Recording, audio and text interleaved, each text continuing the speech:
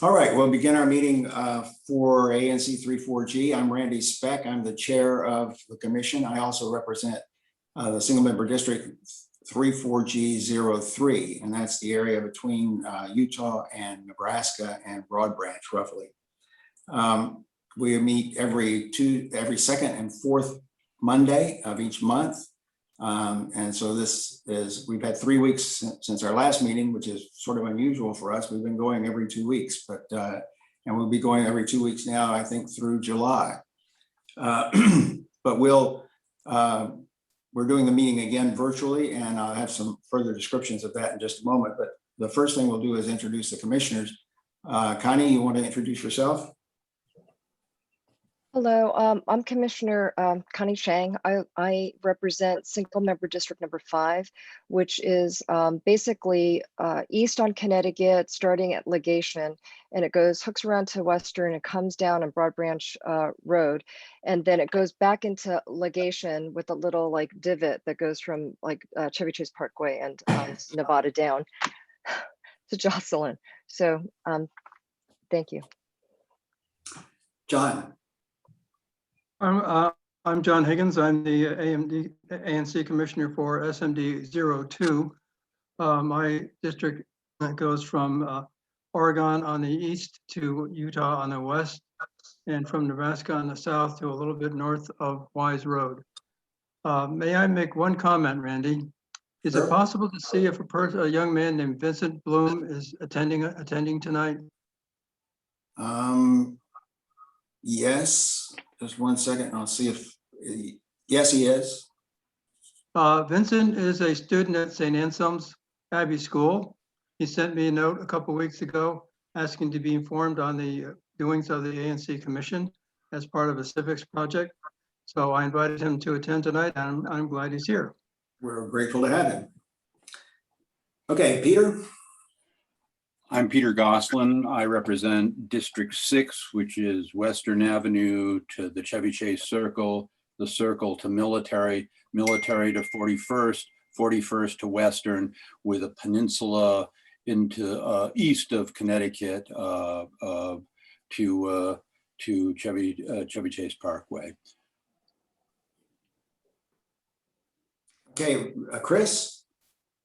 Chris Frombaluti, represent District 7, which is bounded by approximately Military Road, Reno Road, Fessenden Street, and Nevada Avenue, excuse me, with a few little exclusions. Welcome, everybody. Michael? Sorry, I was on mute.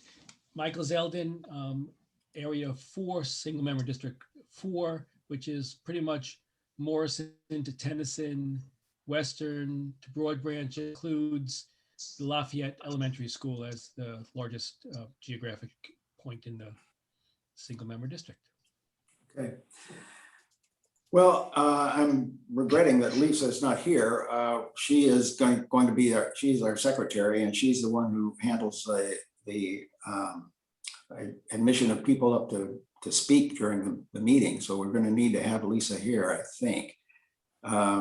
She said, Randy, she says that the link send doesn't load on a computer, so she's restarting it. Oh, okay. But she did get the link. She got the link. It's just not loading. Don't ask me. I don't know. Okay. All right.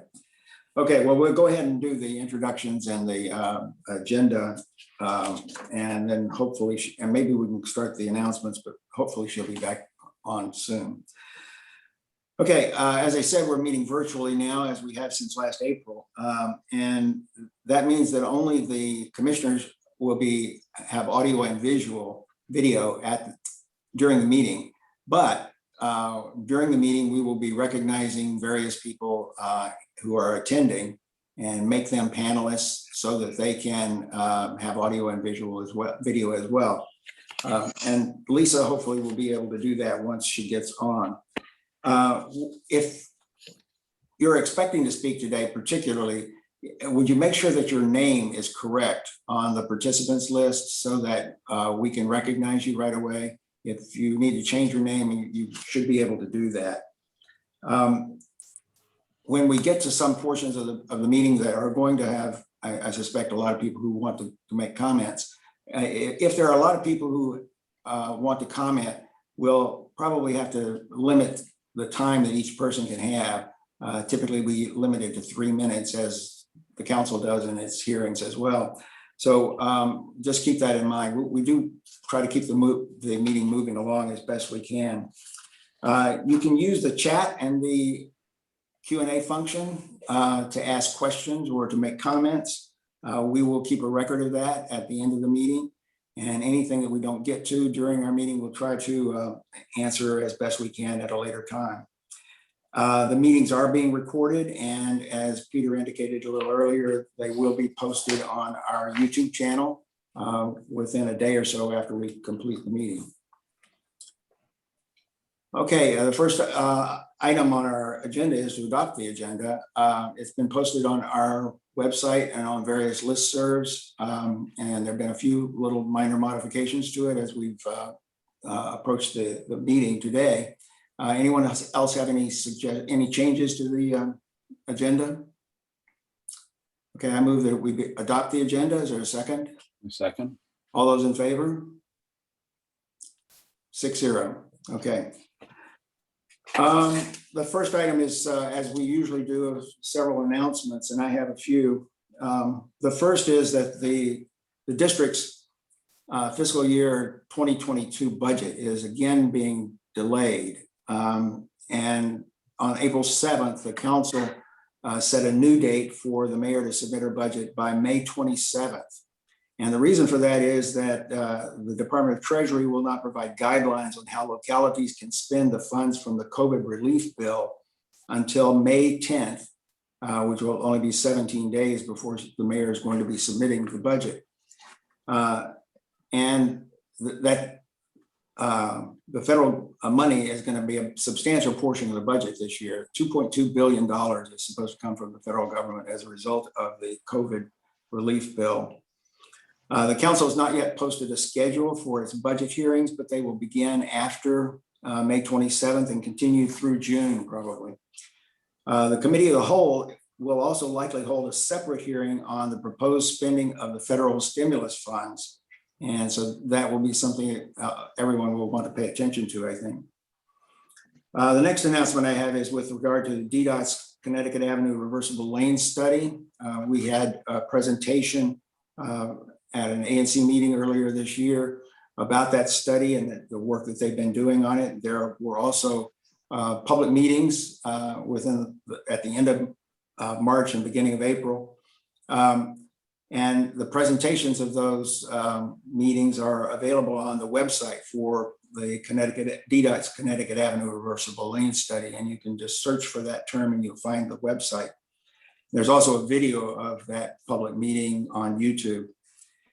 DDOT is continuing to accept comments until May 1st, and anyone may submit the comments by emailing con-avenue-revstudy@dc.gov.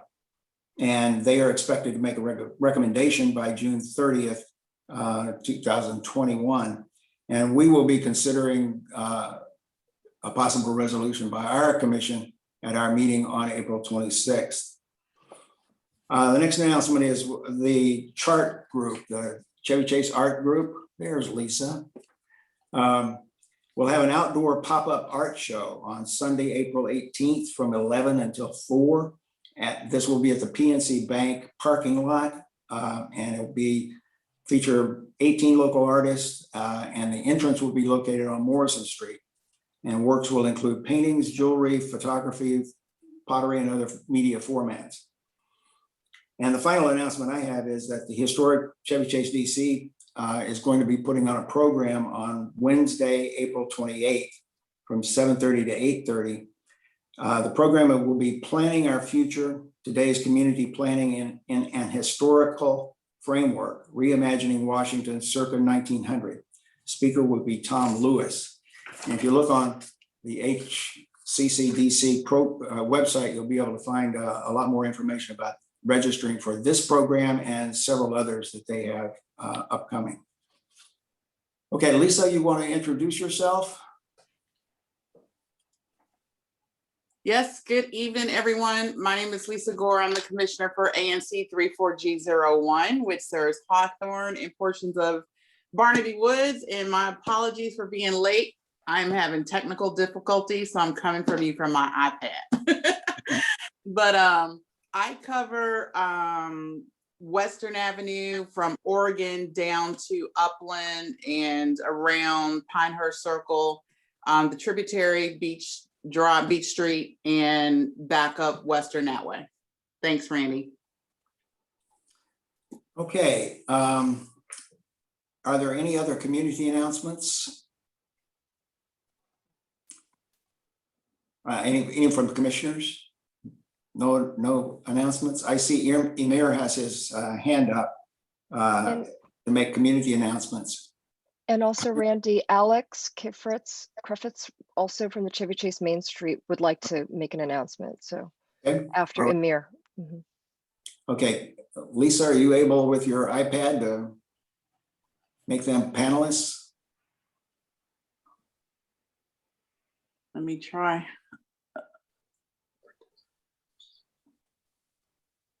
Amir, oh my goodness, hang on.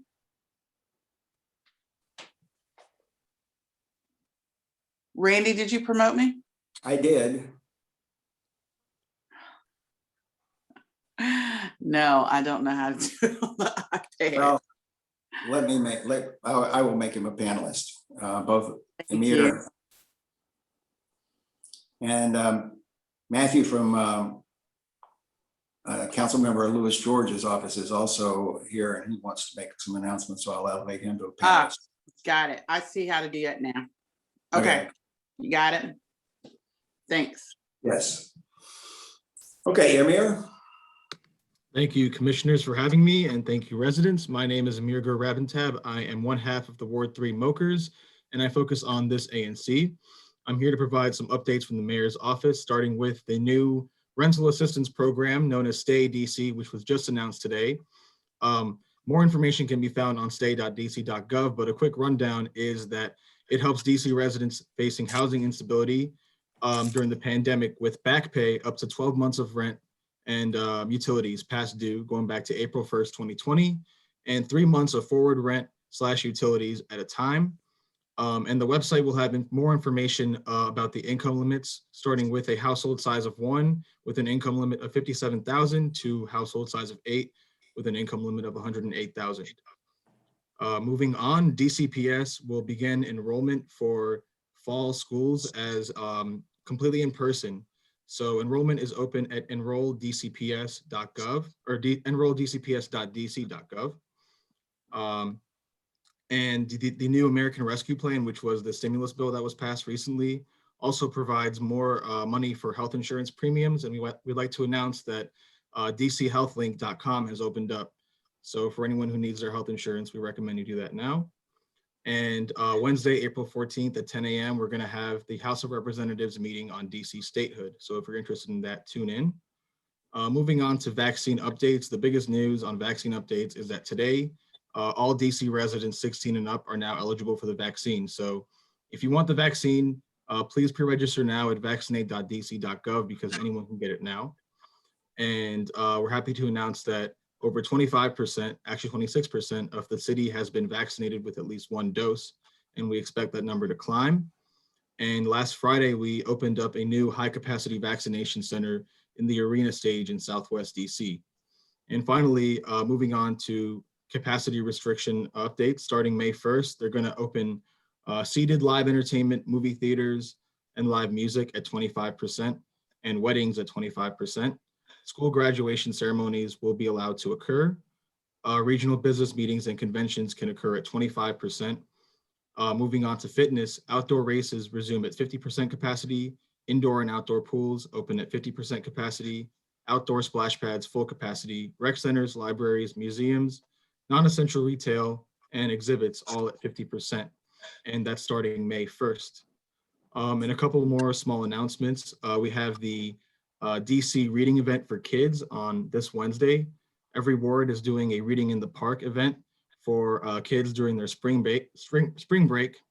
Our ward is having theirs at the Palisades Hub on 5200 Cathedral Avenue, and it's just an event for kids to come and have stories read by members from the city.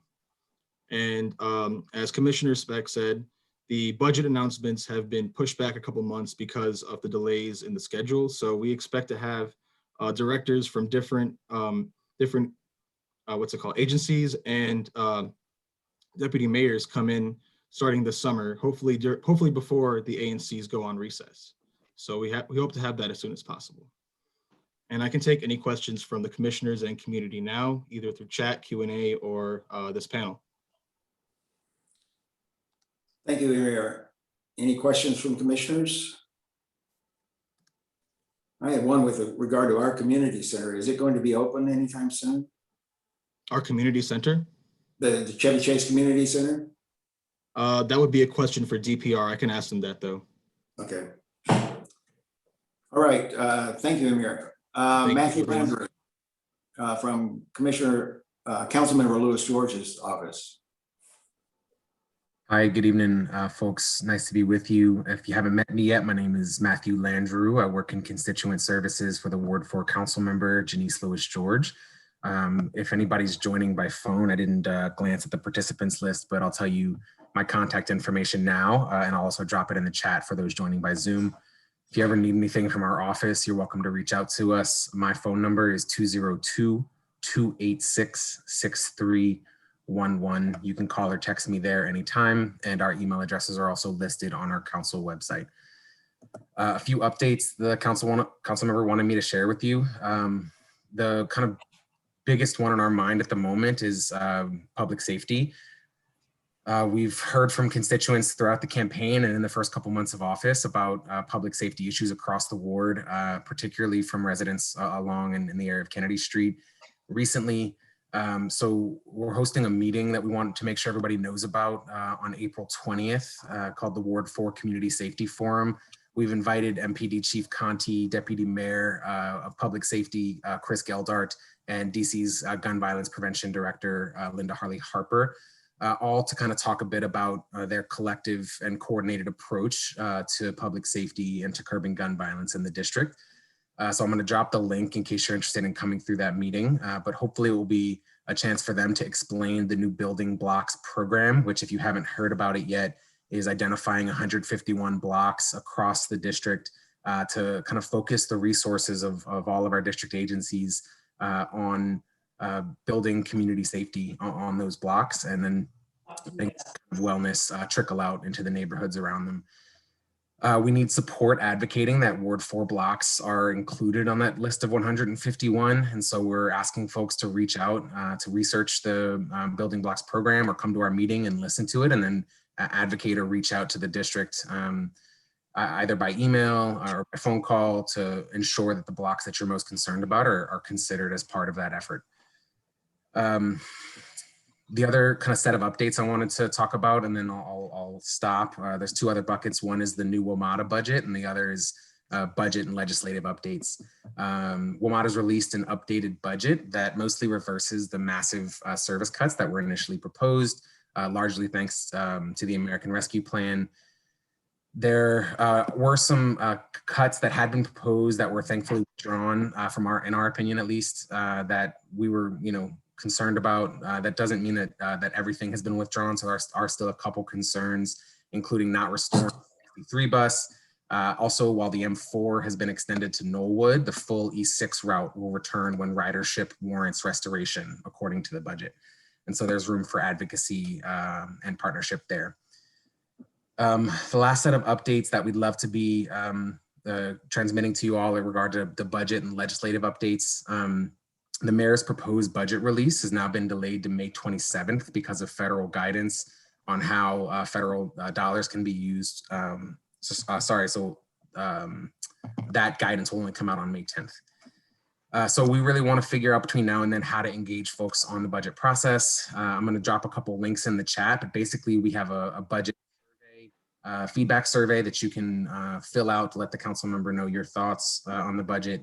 We also created a budget toolkit that will help folks kind of guide themselves through the budget process to make it feel a little bit more accessible. And then there's a link to the full list of budget hearings. Lastly, we expect DC's comprehensive plan to be marked up next Tuesday, April 20th, and then to be voted on by the council in May. Councilmember Lewis George is concerned about weakening language in the revised draft, in particular changes that reduce community input, which has been one of our biggest pushes all along. She agrees that the council's Office of Racial Equity, or CORE, should be asked to complete the full racial equity impact assessment before the council vote. That's one of our major pushes at the moment.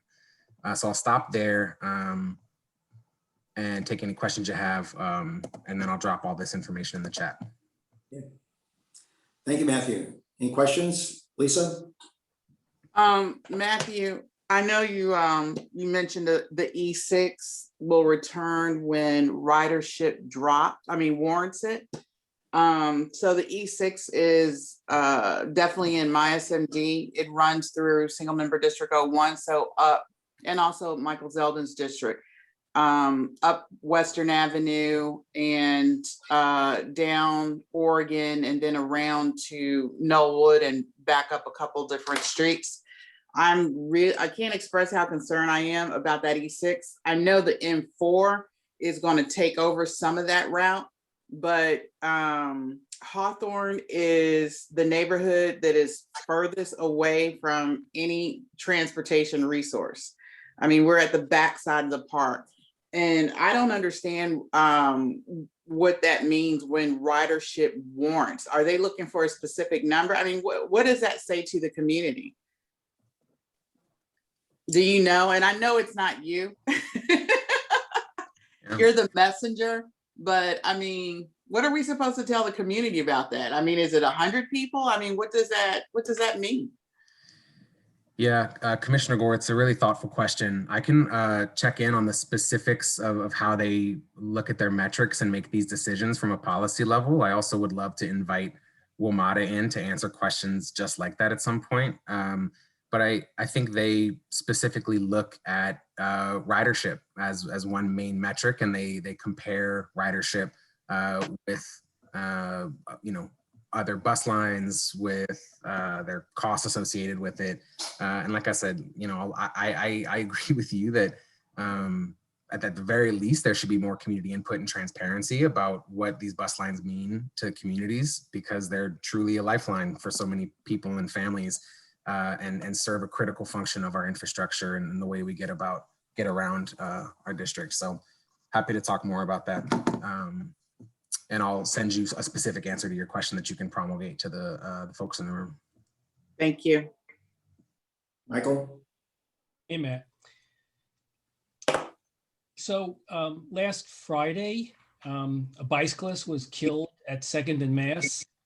And I would like you to try to incorporate within your building blocks safety regime this matter of safe streets, because sadly, the death on Friday is not a one-off. And there are deaths and near deaths and crippling injuries, of which I've been a victim twice. And so as you view safety, we would hope that you would take that aperture as wide as possible and begin to incorporate it into the hearings and other oversight responsibilities council members have for the community. Yeah, absolutely, Commissioner Zeldin. I will take that feedback to the council member and push forward on all fronts. You likely have heard, but maybe didn't. There was a separate death last week. Zaire Joshua, young 4 or 5-year-old boy who was struck by a vehicle on Georgia Avenue and Kennedy Street. We were out at the scene, and the next day we're out there with Councilmember Chang and the Department of Transportation to try to understand what happened, understand what parts of traffic safety or the infrastructure of the intersection could have possibly led to that. DDOT's committed to taking immediate steps by way of doing an emergency assessment to understand what, if anything, led to that, and what interventions they could take to avoid it. And I think your point about the ongoing nature of the issue is is well received and is a huge part of the council member here in Ward 4's effort to make our community safer. So thank you for that feedback. If anybody else wants to engage on this conversation, we are ready to have it with you. So please feel free to reach out. Yeah, it intersects, of course, Matt, with the whole Connecticut Avenue redesign. Yeah, it's an opportunity as these things are getting redesigned to focus on people first, right? Thank you. Absolutely. Okay, thank you, Matthew. Any other questions or comments? Any other community announcements? Alex, I think, would like to be brought in. Okay, Alex, yes. Mhm. Lisa, can you do that? Yeah, Alex, stand by.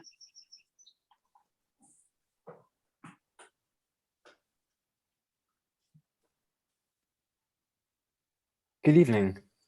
Thank you, commissioners, and thank you, everyone. My name is Alex Krefitz. I am the manager of the Chevy Chase Main Street. I had a chance to speak at an earlier meeting, but as a quick introduction, the Chevy Chase Main Street is a part of the Main Street program of the District of Columbia that's run under the DC Department of Small and Local Business Development, or DSLBD. We are primarily funded by that organization, but also do independent fundraising. All of our programming is dedicated to the Chevy Chase Main Street, which runs from about Chevy Chase Circle down Connecticut to Livingston, as well as about a half block on each of the cross streets between there, such as Morrison, McKinley, and Livingston.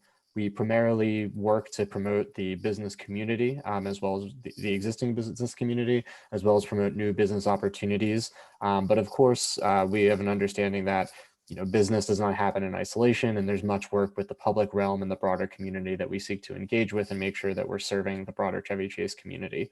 I'll post some information about our website and contact information for myself in the chat once I've finished.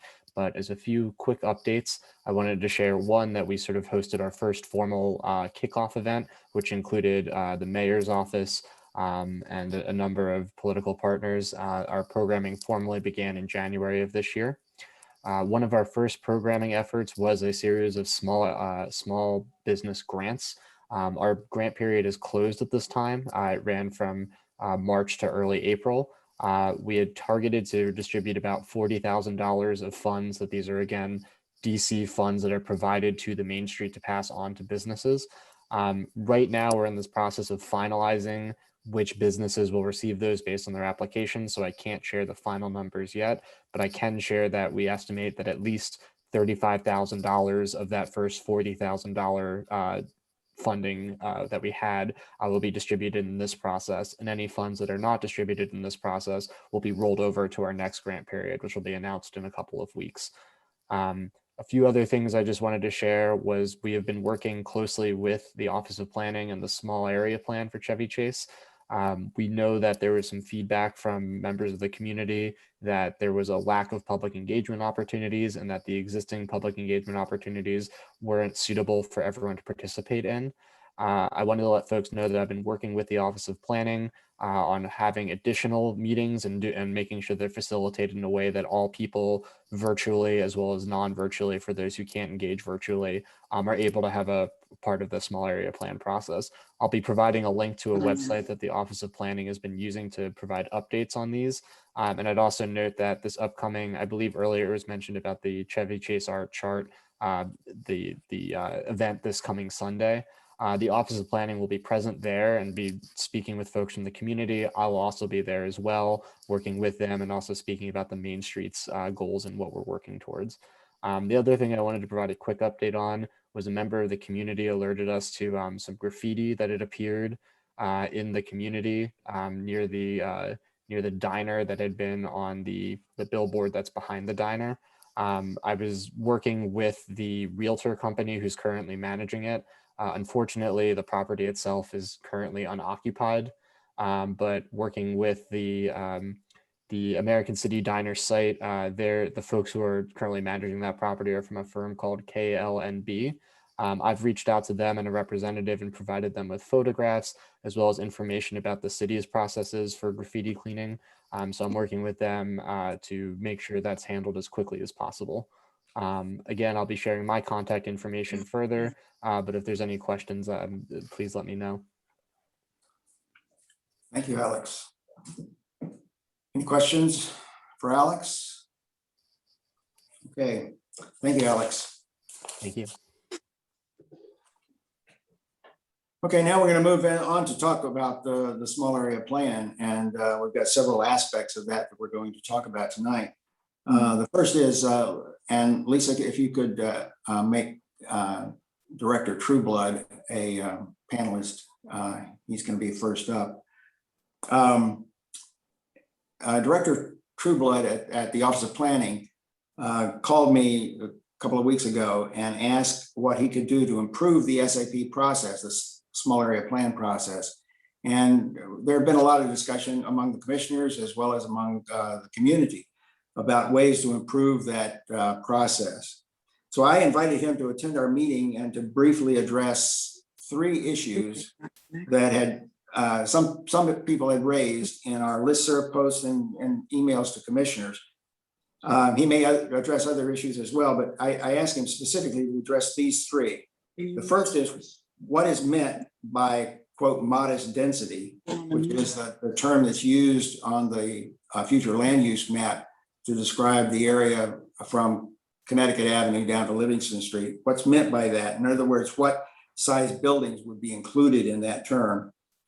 And second, will the small area plan consider any changes to single family zoning in areas adjacent to Connecticut Avenue and the commercial strip? And that's also an issue a lot of people have been concerned about. And third, what happens if the council approves the comprehensive plan and a property owner asks that the zoning commission to upzone a parcel on Connecticut Avenue before the small area plan is completed and adopted by the council? And that's going to be the subject of a resolution we're going to talk about in a few minutes as well. But I thought it would be good to hear directly from the director at the Office of Planning on these issues. And so he's kindly agreed to come to our meeting tonight, and we really appreciate it. So Director Trueblood, I will turn it over to you. Great. Thank you, Commissioner Speck. Can you hear me okay? Yes. Great.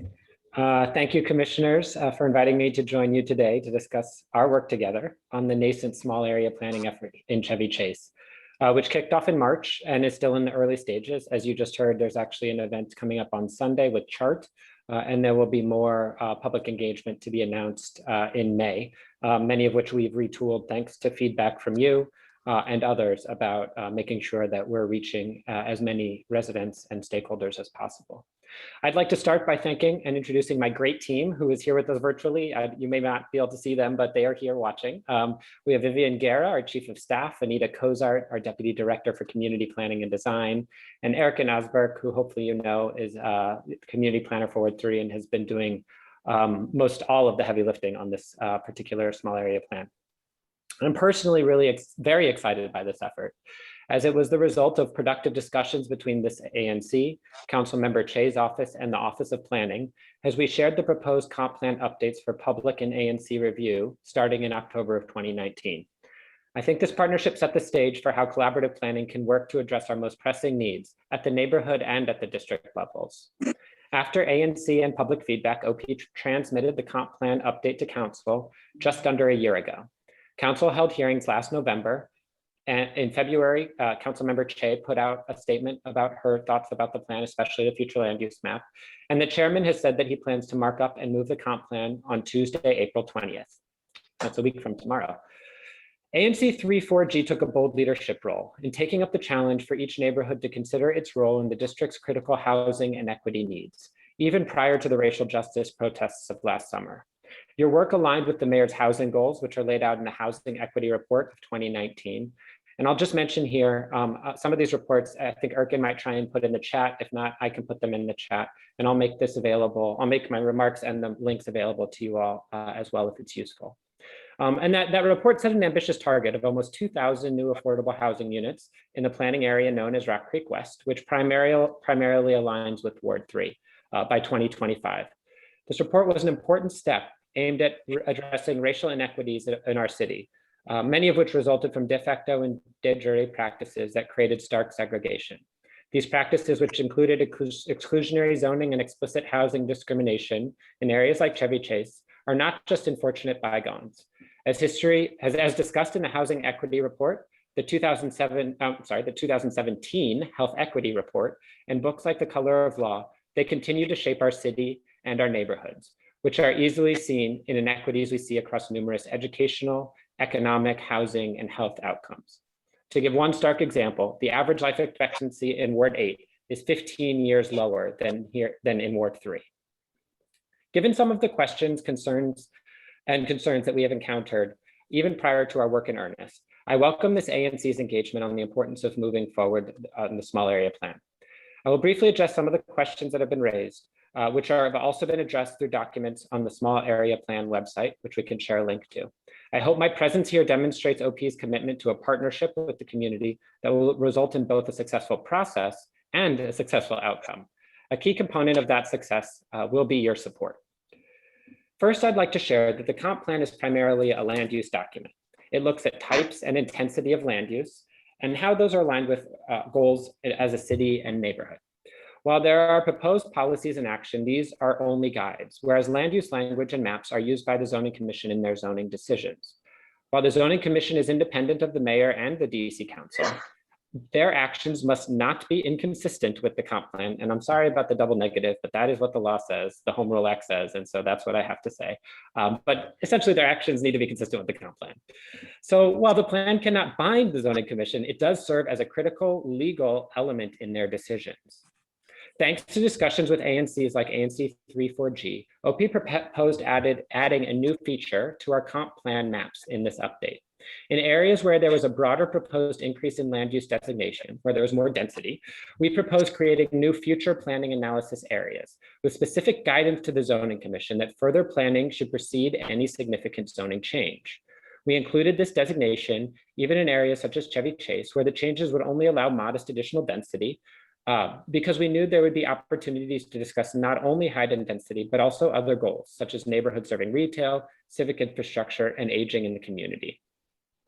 During last year's budget process, thanks in part to the advocacy of ANC 34G, Councilmember Che supported funding this small area plan, which, as you may know, which was incredible, given that, as you probably know, last year's budget was quite austere.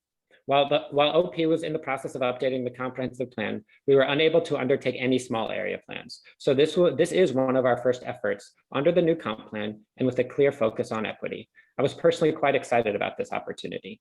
It is worth noting that this small area plan approach is in line with the framework element of the comp plan, which was approved by Council in October of 2019. It says that small area plans help fill in the details for the comp plan. It also aligns with my discussions with this ANC and other communities during public review of the draft comp plan. Finally, it is in line with best practices. For this work, from this work, we can then weigh in on potential land use and zoning changes. In other words, the process starts with the comp plan, then in some areas is filled in with a small area plan and ends with zoning and potential zoning changes. Given that in the public review period, the ANC voted to support modest additional density along Connecticut Avenue to accommodate more housing and affordable housing, if accompanied by a small area plan, it is worth clarifying what support for additional housing means in the context of zoning and land use. Historically in DC and across the country, zoning has been used to place various restrictions on housing and density, sometimes with the explicit goal of segregation, and other times as a more implicit goal of preventing certain populations from moving in. ANC 34G has been a leader in examining this past and continuing legacy. As we look forward, it is clear that in order to provide more housing opportunities, addressing land use restrictions is a necessary step to address our paired housing and equity goals. The small area plan seeks to work with the community to determine, within the broad direction set by the comp plan update, how land use can be adjusted in a way that best achieves community and citywide goals. It is also worth noting that land use alone does not create housing, and it certainly does not create affordable housing or new infrastructure investments. In other words, it is a necessary but not sufficient step towards reaching our goals.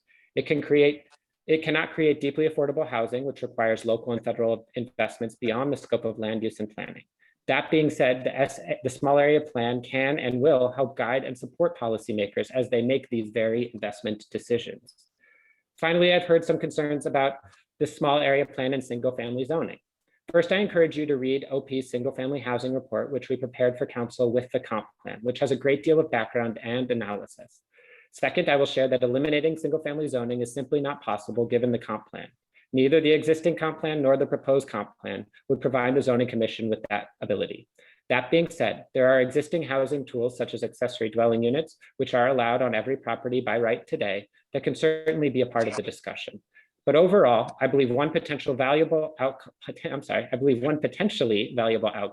of the small area plan is to illustrate the idea, which is based in the single family housing report and in the comp plan update, that we can find the housing we need through modest density increases along corridors. As I shared at the beginning, a successful small area plan will be the outcome of a productive engagement with the ANC and community through this process. I look forward to continuing the collaboration we forged together through the comp plan public review process starting 18 months ago and continuing in the next few months and maybe year. So I just want to say thank you for your time, and I'm happy to answer any questions you have now or in the future. Thank you, Director. Could you specifically address the three questions that I had posed to you? First, what is meant by the moderate density residential in the context of our commercial district along Connecticut Avenue? Sure. What this would do is add what we call a stripe on top of the existing low density commercial land use designation that would allow residential to be built on top. Given the particular designations, the buildings could be no more than 40 to 50 feet tall. So that's the height, the tallest they could be. There could be setbacks, and that allows one more level. But we're not talking, I've heard concerns about high rises or even mid rises, and I would say this is not any of that. What I would suggest is this is more a Main Street typology, and it's a kind of visualization that we want to work with you all through this process to figure out what would be kind of more specific guidance that we could provide along the corridor. And the second question I asked was about whether the small area plan would consider any changes to single family zoning. I assume from what you've just said that is not going to be a part of the small area plan.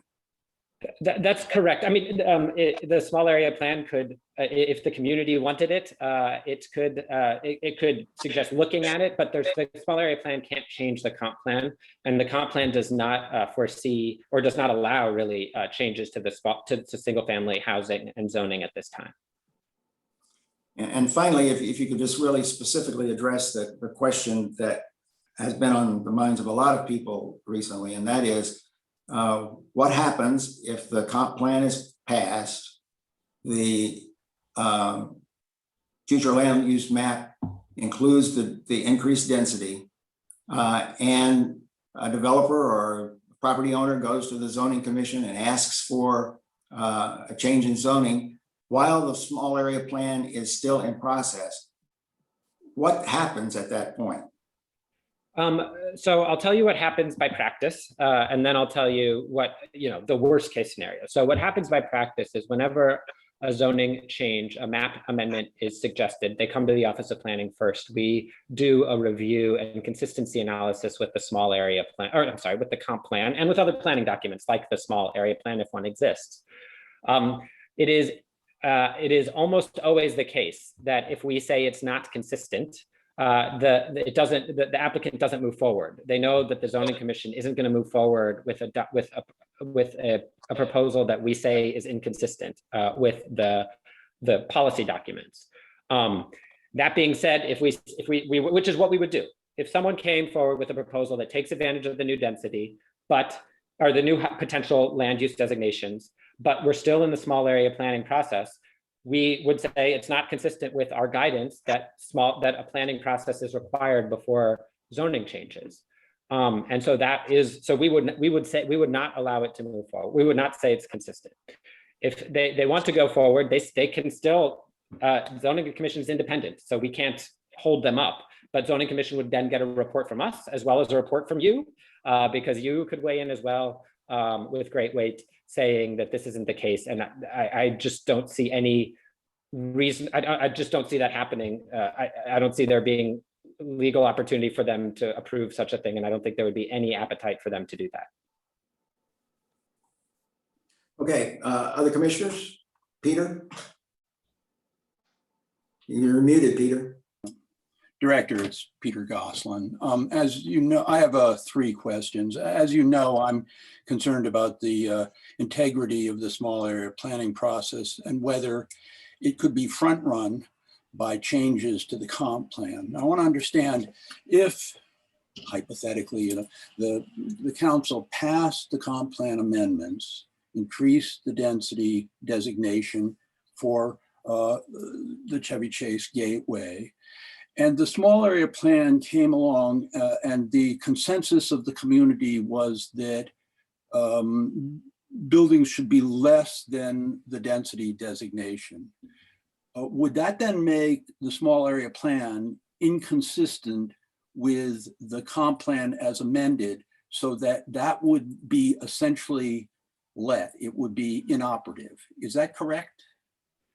So the way that it has typically worked by practice is that the small area plan can restrict, the comp plan and the future land use designation is sort of a maximum. There are very few examples where you could maybe go a little bit higher depending on a PUD or other things. But for the most part, that is the maximum. And the intention of the small area plan is to fill in that. And that might mean that, you know, I'm telling you the maximum heights, because I know that that is what people are most concerned about. That doesn't mean that that is the recommendation, and maybe part of the recommendation is it's lower. And I think those, or in certain places or at a certain corner, you know, that is part of the discussion that I think is important to have through this process. Okay, but Director, if the community through the small area planning process, just again, hypothetically, I'm not prejudging this, but said they wanted all the buildings shorter than 50 feet. As a policy, what can the community do to make that so? So the small area plan can speak to some of those desires. You know, it's hard for me to say because right now, you know, the difference between what you have as low density commercial and what this would be is not much to begin with.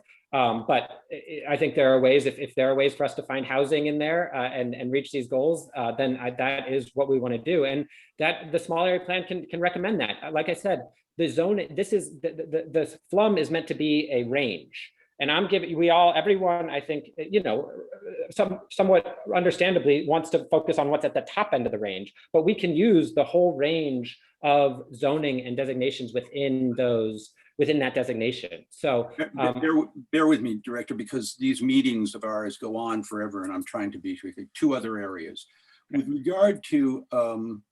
With regard to changes in zoning in residential areas, you said that right now the law does not permit it. Do I understand correctly that when the rewrite for the comp plan comes up in only what, three years?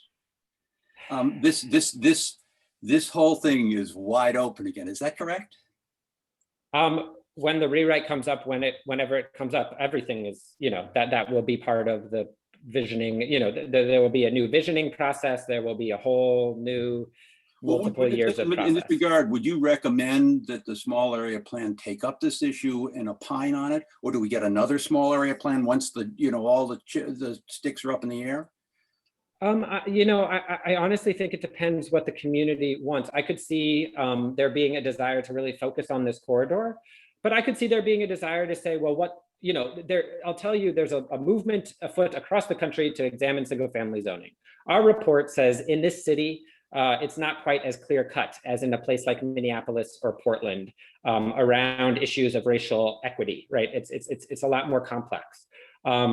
That being said, I don't see it going away. I think it will be a part of the next comp plan process. So if there was a thought that you would like to weigh in, you know, do some work ahead of time around that, there is that opportunity. But it also, I could see the desire not to use the energy towards that at this point and to wait and see what happens. Okay, in one other area, I just want to go back to this issue of the maximum height.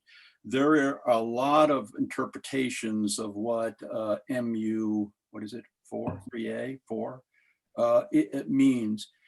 So the standard you said is 40 to 50 feet. Do I understand correctly? There's a process by which through a planned unit development process or density bonuses. I'm not sure what the proper phraseology is, that you could get to 65 feet. And from 65 feet with a penthouse, can you get to 80? Okay, 75. Your choice. Above. My understand, so a PUD, a planned unit development, could get you a little more height. 65 feet is my understanding. So, but that would require obviously a significant engagement with you, the ANC and others. And so that is a very particular situation. But typically those, especially if there's community engagement, that's, if you all came out against that, it would not happen and it would be worked down. Can I just say as a coda to my questions? While I understand that this community needs to change, and while I understand that this community compared to other areas of the city has not changed a great deal, you have to appreciate that our recent experience with change and with PUDs, in the case of the development at the corner of Military Road and Chevy Chase and Connecticut Avenue, actually started as a PUD, which really went sour on the community. And so there's a certain amount of skepticism about whether we have any real control, even in PUDs.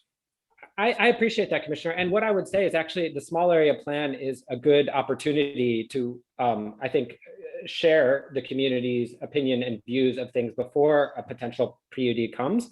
And it is a way to guide, I think, PUD development. So I think it's a good way for the community to be involved before any particular development or owner comes proposing a change. Those are my questions right now. Okay, thanks, Peter. Other commissioners? John. Yes, I'd like to get a clarification a little bit. When you mentioned about the zoning commission would have a case before it, and OP could communicate to the commission that some aspect of it was not consistent with a small area plan. My question is whether that philosophy could be moved from a case-by-case basis to a more general policy concept. In February of last year, as part of the ANC recommendations, we asked the commission about that. Specifically, we said we'd like the commission asked that OP include a provision in the comprehensive plan that the zoning commission may not approve any proposed density changes until completion of a small area plan. In response to that recommendation, your office responded yes, with a note that the future planning analysis was updated on the general policy map and the land use element. So is that still the case that you could, we realize that you can't override or regulate the commission, but would it be possible for OP to adopt that sort of as a policy, as a general policy during the SAP process, rather than have to, I think it would be more reassuring to the public instead of having these situations develop on a case-by-case basis. Yes, actually, as part of that generalized policy map where we've designated this a future planning analysis area, it does say that for these areas, there should not be zoning changes until there's a planning analysis done. I guess what I was saying is the way it would play out is someone would propose a change and we would say that doesn't work. So the policy exists and it's in the document, and I'm happy. I've also communicated it in public. And so what I'm saying is if someone wanted to try and buck that policy, it would be a project sponsor who would want to try and change zoning. And they wouldn't, we wouldn't be supportive of that. Could you provide a reference to that, please? Yes, I can share that. Yep. Okay. Lisa? You. Thank you. Director Trueblood. So I just want to make sure I have this right. If a developer wanted to develop along Connecticut Avenue after the comp plan has been passed, and the SAP has not concluded, your office would basically say that you wouldn't agree or you wouldn't approve that. You would say it's inconsistent with the comp plan because the SAP process has not been concluded, right? That's correct. Then it would go, if the developer wanted to send it to the zoning commission, they have the right to do so. The zoning commission is independent, right? What you mentioned two things. You said something regarding legality, and then you said there would be no appetite to counter Office of Planning's recommendation. Is there, I didn't think there was anything legality wise that would prohibit the zoning commission, but you raised that. So I am not a lawyer or a land use lawyer, but the legal connection would be that zoning actions cannot be inconsistent with the comp plan. If we believe it's inconsistent with the comp plan, we would say they should not be able to do that. What they and their counsel come up with, you know, like, unfortunately, I don't want to, I can't, I can't promise you that they would agree with us. I assume they would. Even if they did not agree with us, which I don't think would be the case, I still, I have yet to see a case where the zoning commission moves against the recommendations of the Office of Planning, which is really now analyzing the mayor and council's policies of the comp plan. Okay, so just to be clear then, they can go against the Office of Planning's recommendation if they wanted to. They're not bound by your recommendation. That's correct. Okay, so if so then in essence, we really could have a case where the zoning commission grants the right to build. I mean, like, I mean, you know, we could have a case where it snows today. Like, there are very low probability events, and like, I would be lying to you. It's legal interpretation. I don't think it would be legal. I wouldn't move forward with it. The commission hasn't ever done that before, so I don't see it happening. But I would be lying to you to say that there is some legal requirement that if we, that not be the case. Yeah, and I think, just to keep things simple and to appease the community, and my constituent has asked me this. I held a single member district meeting where this came up in my meeting. I haven't really been able to respond to them because I didn't really have a true answer. And I think my constituents just want to know yes or no. And the true answer is yes. It could happen. Not likely to, but it could, right? We could be taken over by a control board by the federal government. Okay, so that could happen to me. Thank you. Lisa, let me also say that the zoning commission is subject to appeal to the Court of Appeals. And so the zoning commission's decision is not the absolute end all of everything. If it's appealed, then the Court of Appeals would look at that same issue and would decide whether it was inconsistent with the comp plan. And presumably the ANC, OP, others would weigh in and say, yes, it's inconsistent. So I think there is not beyond the realm of possibility that the zoning commission could act that way. I think the Court of Appeals would be the check on them to. Who would appeal? Who would file an appeal, Randy? We could. The ANC could. Yes. Yeah, and in fact, many of the appeals that have occurred lately have revolved very much around the issue of consistency with the comp plan. So it is something that the appeals court is very kind of focused on. Okay. Yeah, I mean, I think that's just good to kind of lay that out for the community. I mean, a lot is being said, and some of it is, once it's, 30, 40 maximum, now we're back up to 65. It's not, everything is not being said really consistently. Okay, before we go to any other go to Peter, any other commissioners have questions? Michael. So I'm sorry to be dense, no pun intended, about density, but I just want to make sure that I'm still following this. The comp plan amendments will pass and they will raise the ceiling from somewhere between 40 to 65 feet with a possible penthouse that takes it perhaps a little bit higher. But let's say 40 to 65 feet will be that which the comp plan provides for. Is that right? No, sorry. So that would be a maximum. I understand it's a maximum, but that will be the comp plan. The comp plan will say density in this 40 to 60-ish feet range. That's what the comp plan amendments will provide for. Is that right? That would say zoning cannot be bigger, but be higher than that.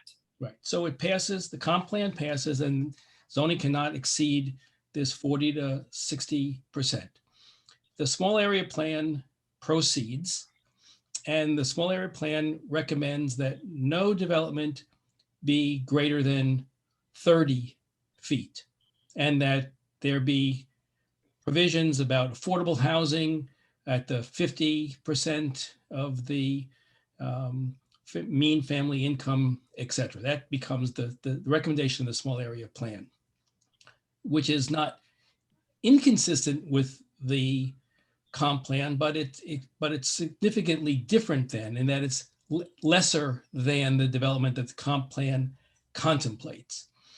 So now we've got a completed small area plan that says we want nothing more than 30 to 40 feet, and we don't want the gap, and we don't want to look like Wisconsin Avenue. We want our small businesses to remain viable.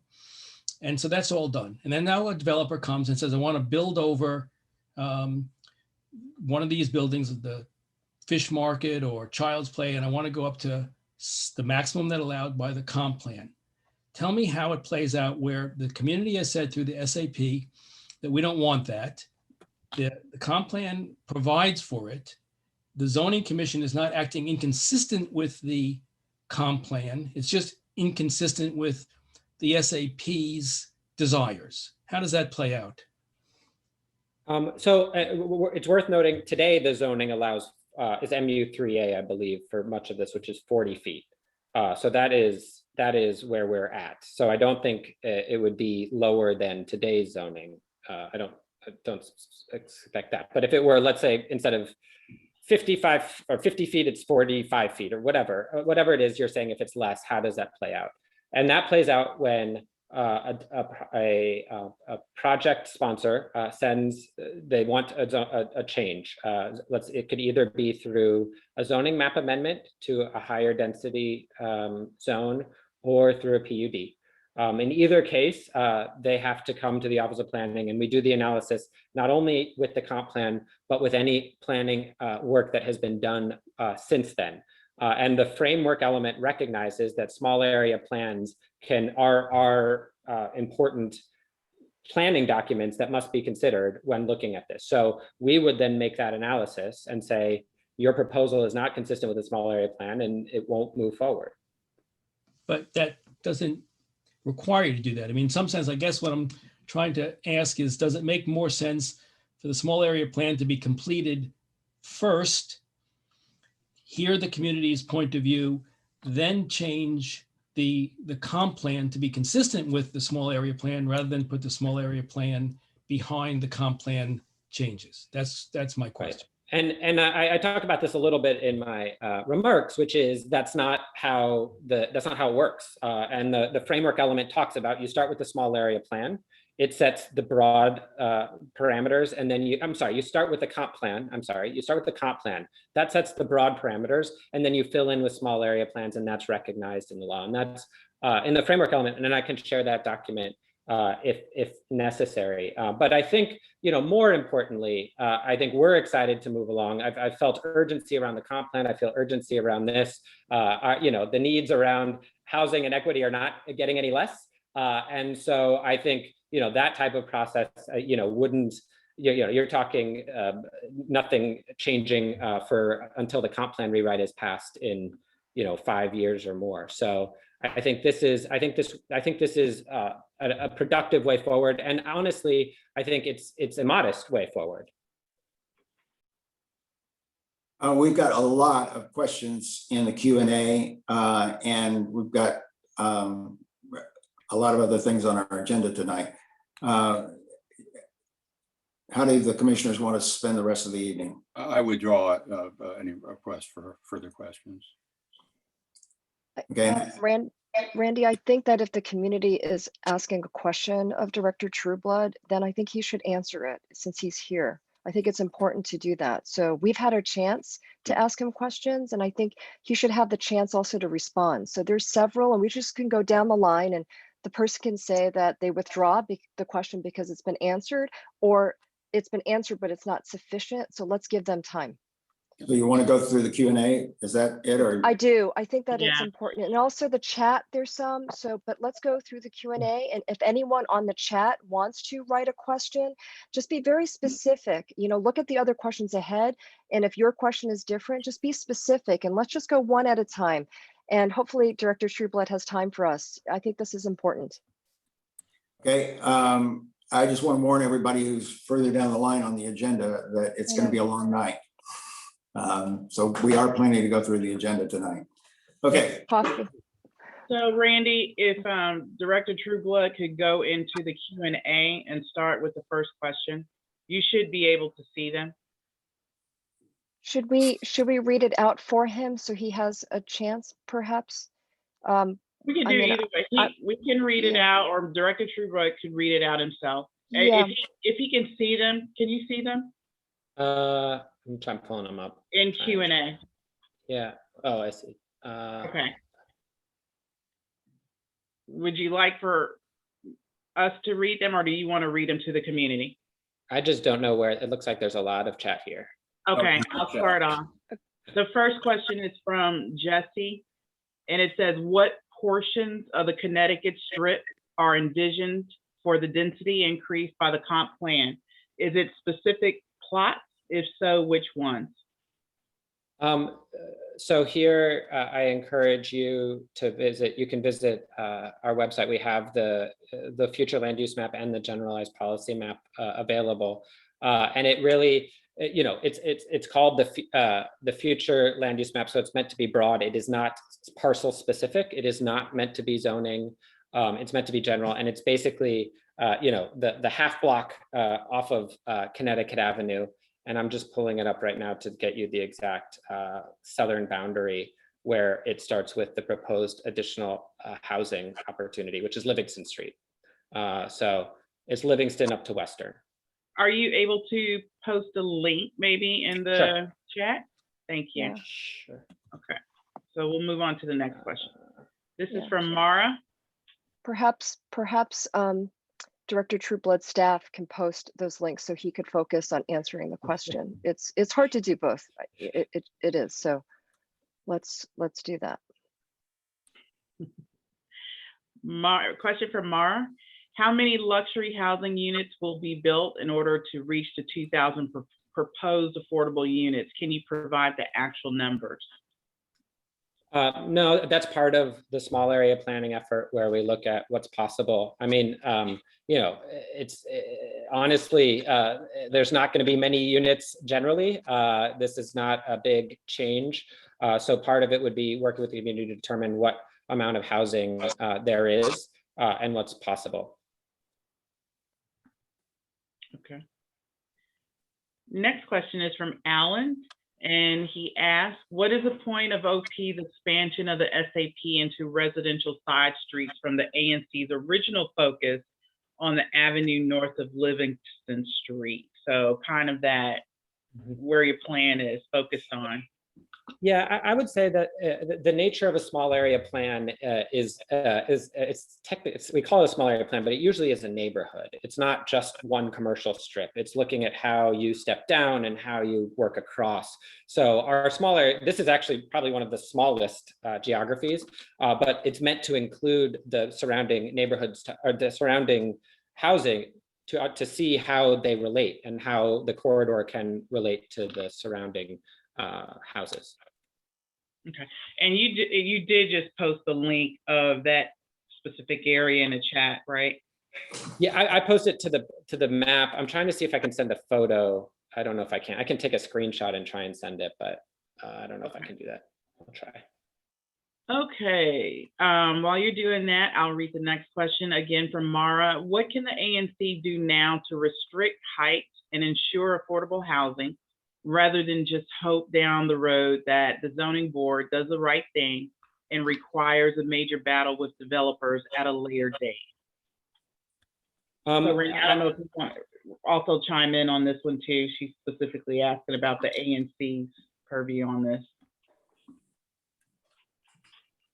Sorry, I'll just say, this is the point. The point of the small area plan is to have these discussions with the ANC and the community. I think there's the challenge is you can't get more housing without getting more housing and building more housing. And we can talk about what kind of housing we'd like to see, affordability, senior housing, and others, but without additional density, that conversation is somewhat moot, and that's the kind of discussion that the small area plan would allow.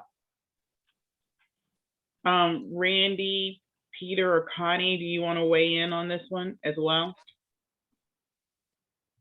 Well, Director Trueblood, over the course of the period the city has had inclusionary zoning,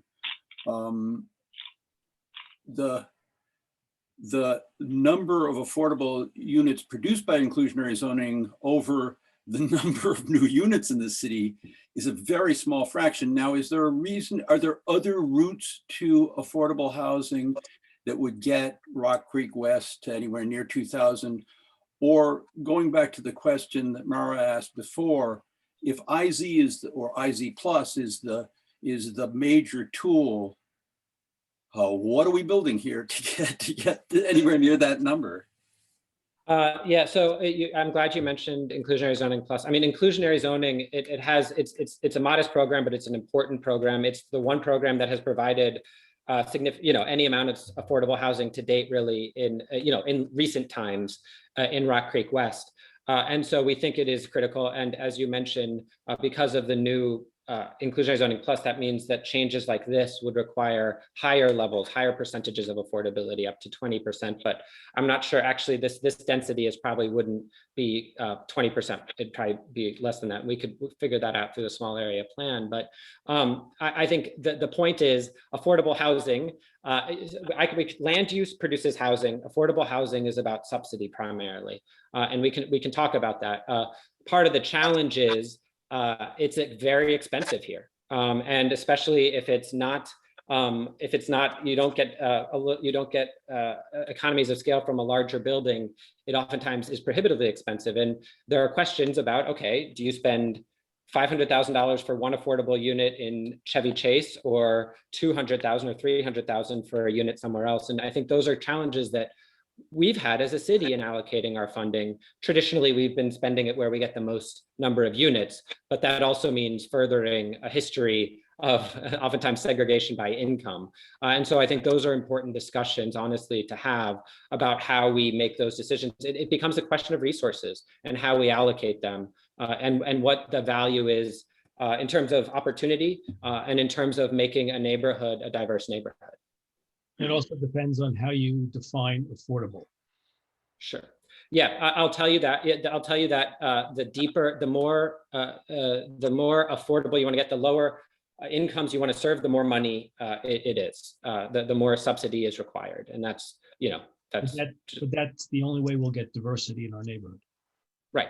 And I think this is a chance to have these discussions about how do we get there? What does that look like? What are the subsidy numbers? I mean, that could be part of our analysis here. And what are the opportunities? There's one district-owned parcel here. That's a discussion that can be had as well. So our next question is from Ron. He asks, why such a weak, ineffective ask to zoning? No hiding behind laws. If bad, then work to change. This is way too important. This appears to a developer directed planning process. I think that's more a comment. Lisa, Yeah. a question. So maybe we should just skip to Andrea. Okay. Unless Trueblood, you want to comment on that? it's in the home rule charter, and that's, my job is to enact the laws, not to change them. Okay. So Andrea asked, it seems likely that developers, property owners would sue the city if the flume allowed a certain density, but the zoning commission refused to approve the case because of a pending small area plan was in limbo. And then in parentheses, not approved by the council. Our SAP won't be voted into law as part of the comp plan until the rewrite.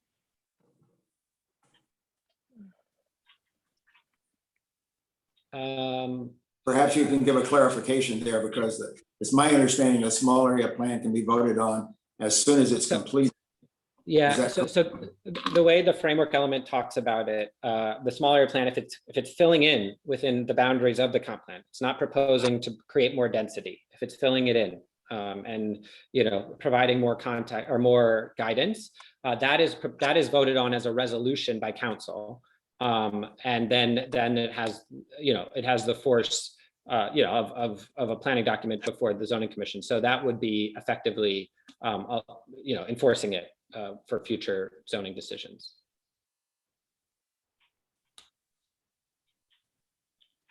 Andrea asked another question. The amendments to the comp plan have made appeals very difficult purposefully to avoid just this situation. So I guess a comment. Well, actually, I'll address that, which is the comp plan doesn't change anybody's right to appeal. It doesn't prevent any cause of action. What it tries to do is to make clarifications around policies that the city has that have been asked. The court has been asked to make those clarifications, and we want to work. We want the council and the mayor to make those clarifications. So it doesn't change any of the judicial rights of appeal. The next one I think is a comment. ANCs are prohibited from filing suit in DC. Randy, you talked about the appeal process coming from the ANC. I think ANCs in those circumstances can file an appeal from the zoning commission if it does not give great weight to the ANC. Okay.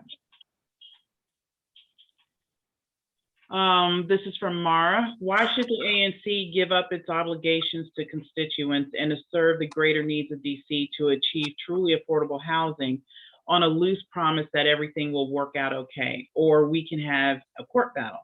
Suggesting that the developers in DC will get what they want is far from saying it might snow today. That's not an appropriate response to Commissioner Gore. You want to readdress that, Director Trueblood? Yeah, and Commissioner, I didn't mean to be facetious with you, so I apologize. But I think the point is that this is meant to be, this is what planning is. It's meant to bring us together and to look at these issues and to align with what the community is interested in, aligning it with broad city goals, and figuring that out and working it out together. That's why we're invested in this. And so, it will have, when the small area plan is approved, have that force before the zoning commission. And so I think it's important, I apologize, zoning is arcane. The laws are oftentimes very challenging and confusing. And my intention is to be honest about what the law says and doesn't say, but sometimes it makes a yes or no really challenging.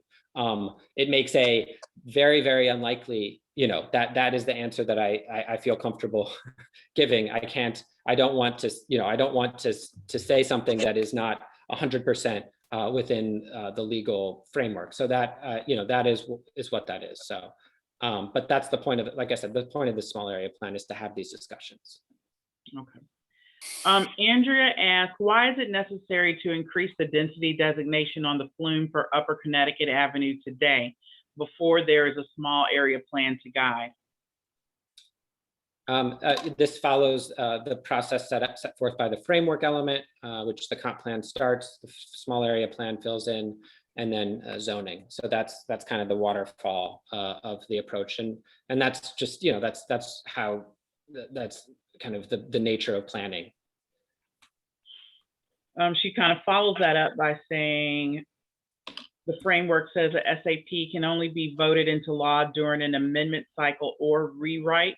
The Chevy Chase SAP will be in limbo for years while the higher density flume is operative. I don't think that's correct. I would say that if this follows the land use designations or fills them in, is lower, then it would be passed by, it would go to council to be passed as a resolution. There is some language in the framework for if there's the desire for more density, then that would create more intense land use than what's in the small area, that's what's in the future land use map, then that would need to go as a law, but the rest of it would be passed by resolution. Marlise, I hope I pronounced your name correctly. How will OP plan a meaningful number of affordable housing units, including unit size for families, given that even inclusionary zoning plus requires that only 20% of units be designated affordable in any new construction? Well, OP wants to work with the community and the ANCs to figure out how we can, what is possible, what is the housing that's possible here. And that's part of the discussion of the small area plan.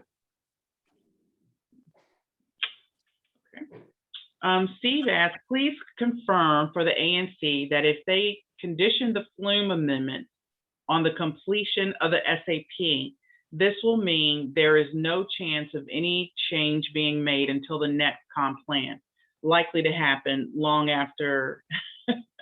I'm not going to say that, Steve. So do you understand his question?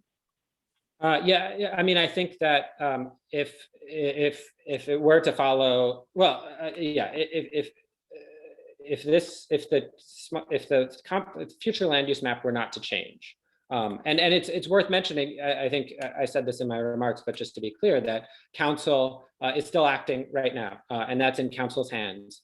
So no decision has been made. Even, we haven't seen the markup yet. There will be 2 votes on it. So there's, I cannot predict what's going to happen. But let's say that they decide to remove this particular stripe.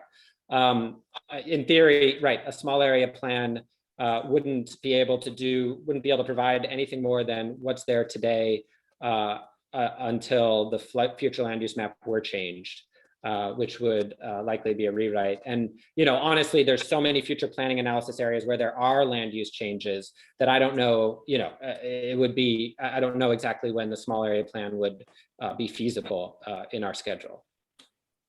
Okay. I'm going to skip a little bit. There's a question here that says, we have a petition with around 500 signatures from Chevy Chase residents asking for the SAP to be completed before the upflume has been approved. This speaks to how residents need to be included in the process now, not after the upflume. Can you address this? I would say that we've had a good conversation with residents in the ANC for the last 18 months about the comp plan and the future land use map. We saw your resolution, we heard it, we tried to address it and incorporate it into the proposal that went to the mayor a year ago. And I think this is just continuing that. So, and the small area plan is just started. We haven't even begun the visioning and I think the hard work, but I think what will be good work around this area.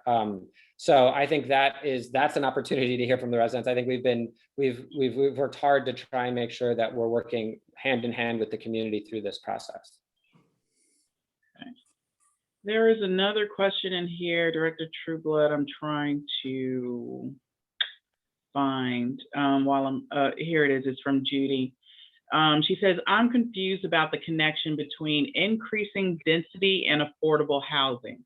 If they were seen separately, what advantage would just the increased density be for the neighborhood?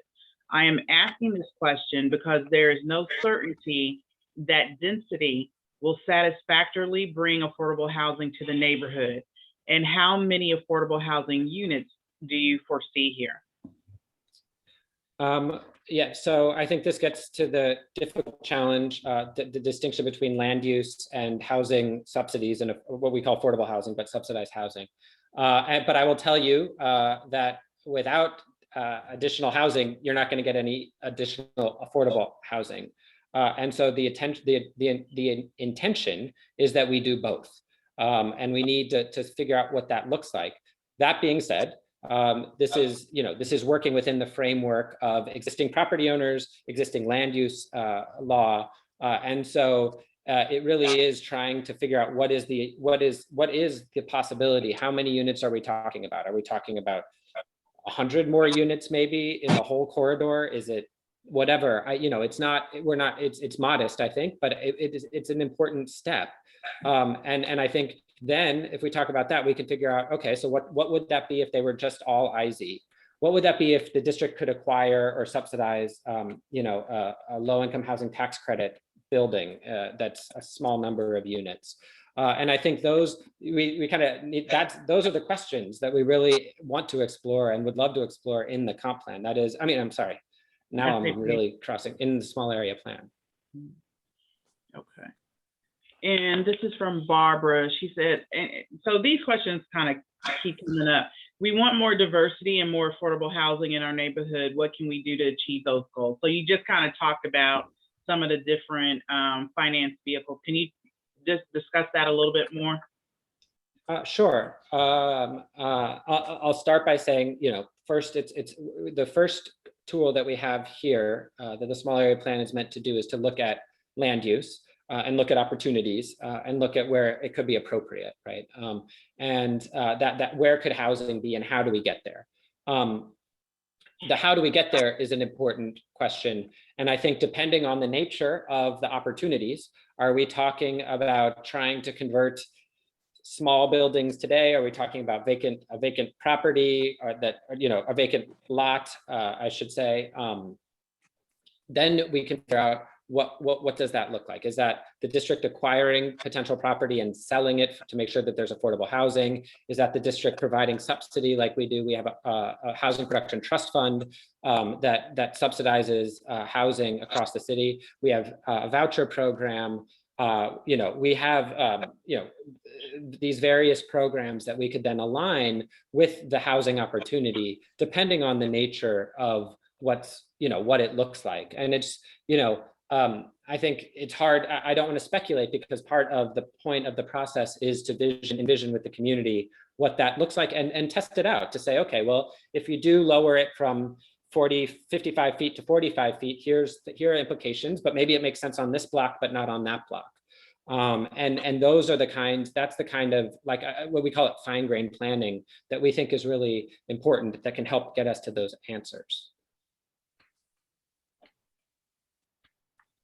So we have 18 more questions in the chat, Randy. How long do you want to? What did you say, Connie? I say we keep going. I'm sorry. I think that this is the community's chance to get answers from the director, and I think we need to just keep going. So what I would say to the community is you can, if it's been asked already, then let's take it off, but let's keep going. I would like for it to keep going. Well, let me ask one other question though. And Chris, go ahead. Yeah, I don't think it's fair to the education. I agree with that. To have it start at 9:30 and go to 11 or something like that. If we're gonna keep going, which I think is not a bad idea because we're getting a lot of good information here, then we ought to postpone the education again, or have a separate meeting. We could meet next week. I'm really opposed to that, Randy. I understand. I'm just really opposed to that. Well, I don't think education was on the agenda first. I don't think it's fair either way, really. Could we do this then? Could we then have a time limit, and then all the remaining questions we don't get to, there's going to be a written response. If that takes effort too, but that's another way. That's what I was going to ask. So that's why I kind of got to this pause point, because right now we have 20 questions in the QA. Yeah, and the Q&A is getting longer rather than shorter, despite the fact that we're answering questions.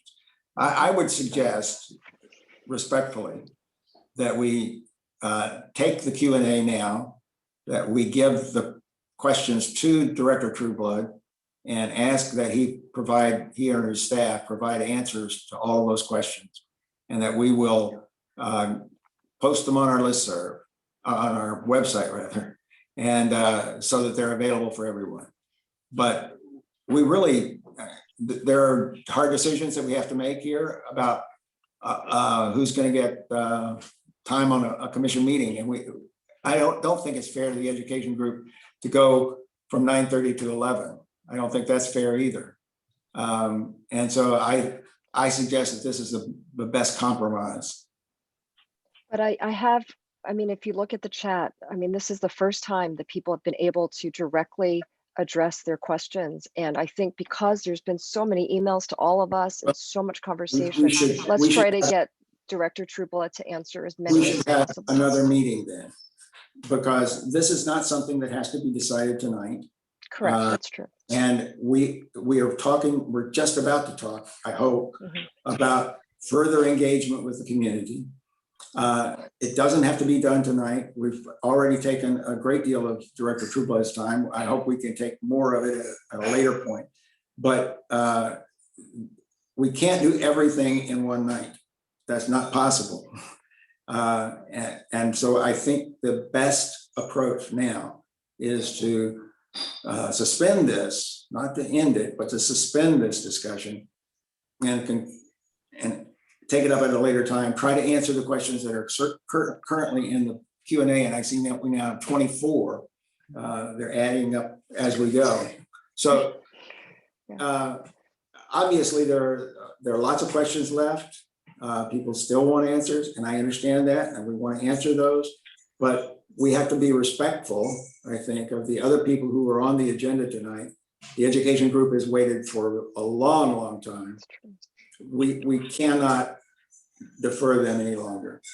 And that's, I think I'm going to say we're just going to move on. We're going to have to deal with the 2 resolutions that we have with regard to the SAP. And I want to deal with those as efficiently as we can, so that we can move on to deal with the education recommendations. Okay, so that's what we're going to do. Is that okay with you, Director Trueblood? That sounds good. Do we, Okay. do we not vote on this, Randy, or? does Well, it like be it? I mean, my preference is, because I've got nothing else to do until 11:30 tomorrow morning, to keep going. But that is not, if it's not the will of the Michael, that is commission, just not, that's not fair to those people at the end of the agenda who have been waiting patiently and are most interested in the education issues, and we can't take them up at midnight. That's not appropriate. Oh.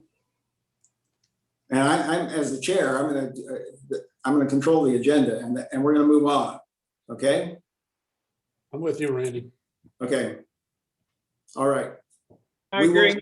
We are deferring this discussion until a later time. It is not ended. It is deferred. well, Okay. can I just say one thing, Randy? Sure. I think that I'm against deferring unless Mr. Trueblood agrees to come back and answer questions in person. I think there's a big difference between oral communication around these issues and follow-up questions that arise from other people's questions than there is written questions that are answered by staff. So if the director is willing to come back, I'm happy to defer. If his schedule doesn't allow for that, then I would prefer to proceed as we are proceeding. And I know you're the chair and you can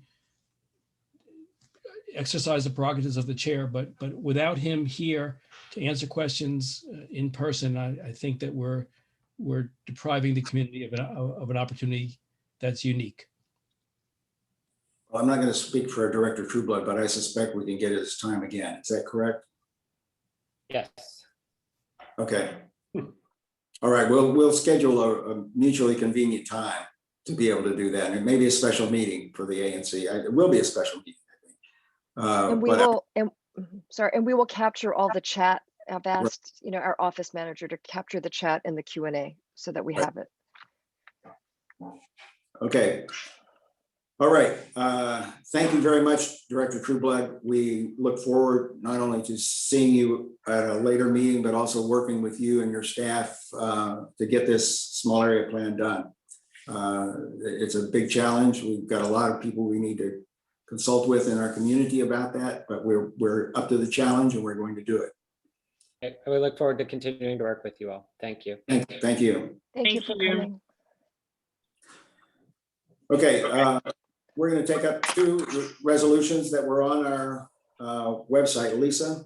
Randy, can you make me co-host again? When I dropped off the iPad link, I think it went away. Thank Okay. you. Thank you. Just one second. All right, you're back on. Appreciate it. Okay. All right, Peter, you have a resolution that has been posted on our website and that I think we're going to consider tonight. Do you want to introduce it? Yeah, thank you. So when the previous commission passed the comprehensive plan resolution back in February of 2020, the operative paragraph, the most operative paragraph, said that the commission supports OP's proposed changes to the future land use map that increase the planned density for the Chevy Chase Gateway. The commission asked, however, that OP include a provision in the comprehensive plan that the zoning commission may not approve any proposed density changes until a completion of a small area plan. The small area plan should be a prerequisite so that new development will be consistent with that plan. Many people have sought over the last few weeks in particular to understand what provision OP put in the comprehensive plan amendments to make good on the request from our predecessor commission.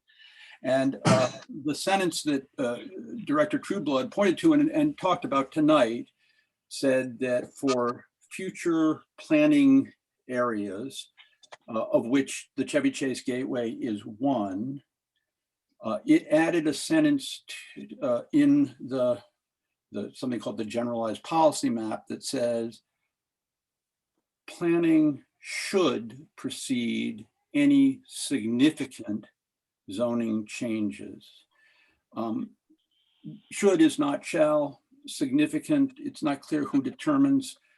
This proposal asks the council to change should to shall and take the word significant out, so there will be no, so the request of the council is that there be no zoning changes until we complete our small area plan.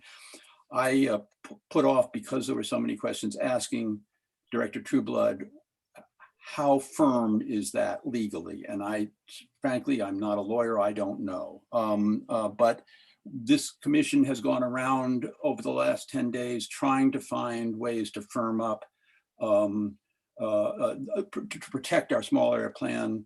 One of the ways I sought to do it was not accepted by a majority of my colleagues, so I offered this as an alternative. Peter, I do want to emphasize that the resolution also includes direction to the zoning commission. Do you want to emphasize that? The resolution also says that the commission urges and advises the zoning commission, regardless of whether the council strengthens the language in the generalized policy map, to deny any application for a zoning change in the area covered by the Chevy Chase small area plan until that plan has been completed and adopted by the council. So I move that we enact this. Do I have a second? Or you should have it, Second. Okay, discussion. I will say something because I think this is a sound resolution. I think the language in the generalized policy map is helpful, and I think probably would be dispositive if it went to a court of law. But this is better. And that's a good thing. I think we need to then talk with council members about this, not just send it to them cold. We need to then talk to our council members, Mary Chey and Janice Lewis George particularly, and to the chair, Phil Mendelson. And we need to emphasize to them how important this is to the community. And I think this will be, frankly, absolutely dispositive of this issue for the zoning commission. The zoning commission is not going to go in the face of this kind of opposition. I mean, we can speculate about some scenario where they might possibly do something absolutely unheard of before, but that's just not going to happen. And this is a very, very strong statement, I think. And I'm happy that we can all agree on doing something like this, because I think this is the best approach. I would just add that I do think it's going to take immense vigilance on our part to be sure this sticks. I have to say, in 3 months on this commission, dealing with the whole sphere of conversations about this, what the status of these pieces of this immense puzzle called the comp plan and the comp plan amendment, what the legal status of them leaves me completely confused. And if this is the best we can do, I think we should do it. But I think we've got to watch the council, and we've got to watch the zoning commission closely and come back strong if we see a threat to this. No question about that. We will stand up for our rights and what we have agreed to do. But I think this is the best way to do it. Okay, any comments by other commissioners? Michael? Yeah, so I'm going to vote in favor of this, though I want to say, as Peter implied, that my preference would have been to find a way to legally bind the Office of Planning or the Zoning Commission to ensure that the SAP plan process proceeded first before any amendments were made. But it doesn't seem as if there is a mechanism by which that SAP can proceed the comp plan amendments on this calendar. And so all we are left with, it seems, and someone can correct me if I'm wrong, is this insistence that they pay attention to the SAP because we lack the means to impose on them that they wait.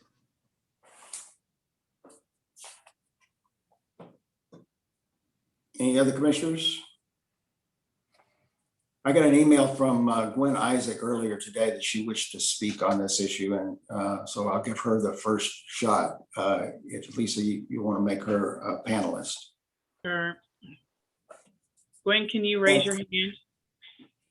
And I'm going to ask everyone who speaks to this, number one, to not repeat what other people have said, and number two, to limit your comments to 3 minutes.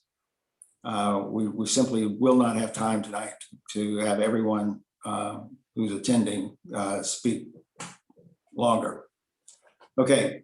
All right. Well, so thank you to the ANC and the residents for inviting me to make comments. So my name is Gwenar Isaac. I live in the small area plan zone, and I'm a member of the residents of community-driven planning. So we were putting together a petition. We now have about 500 signatures from residents in the area who want to have a voice in any redevelopment of our community, and that the upflum should not be approved prior to completion of the SAP. This is clearly the whole conversation we've already been having. I think just to iterate, and it's in the chat, but to have it officially, spoken. Although Trueblood said for 18 months we have been in conversation, that is not correct. It may be that there were meetings taking place, but as a resident who lives in this area and during a pandemic, I did not once hear about this. So I care very deeply about affordable housing and I want to see it happen. But I also think that everything is now in the wrong order that it should be in. And I think it should be possible to ask for the SAP, the small area plan, to predate the UPFLUM vote.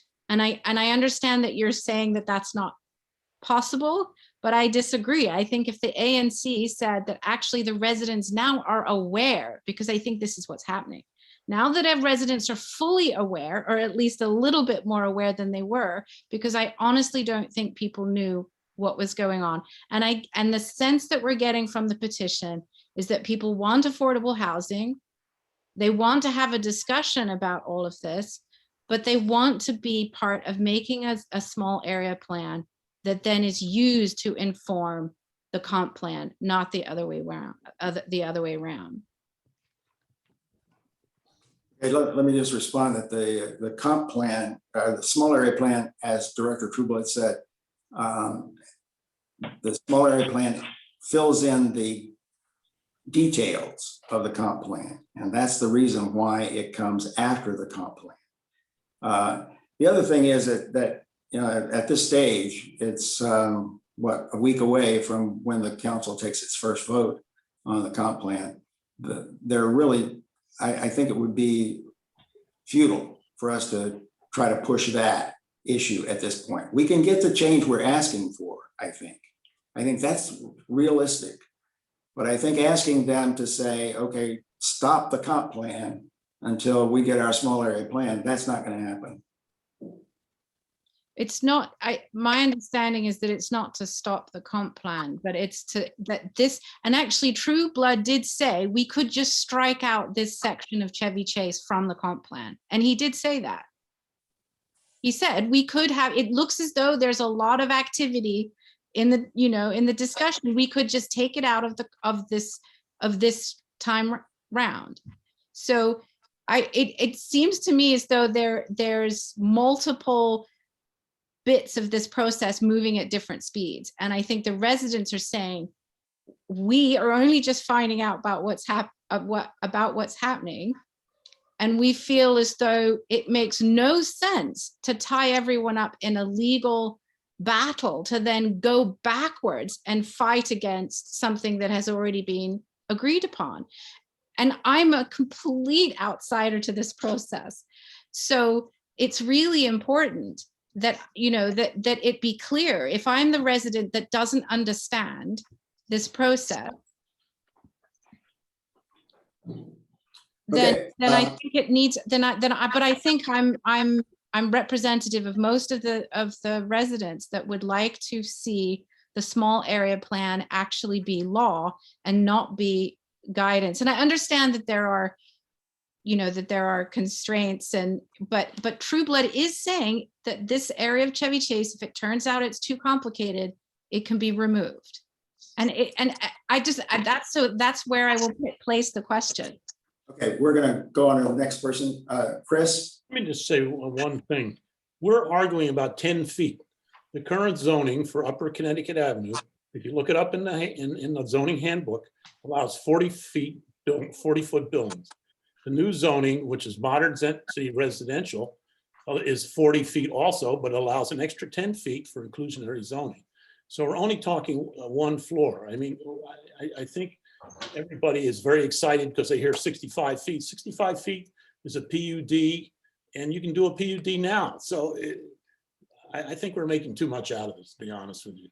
And I think we should let the small area, the SAP process move forward and just drive on with this. Okay, we're going to let another person speak now.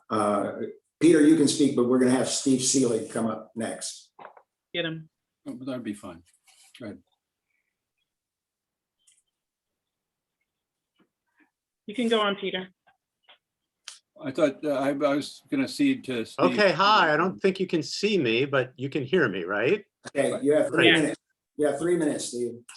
Thank you. So I'd like to make a few comments. And the first is that I think people need to understand that Chris is precisely right, that all this sturm and drag is about 10 feet on the avenue.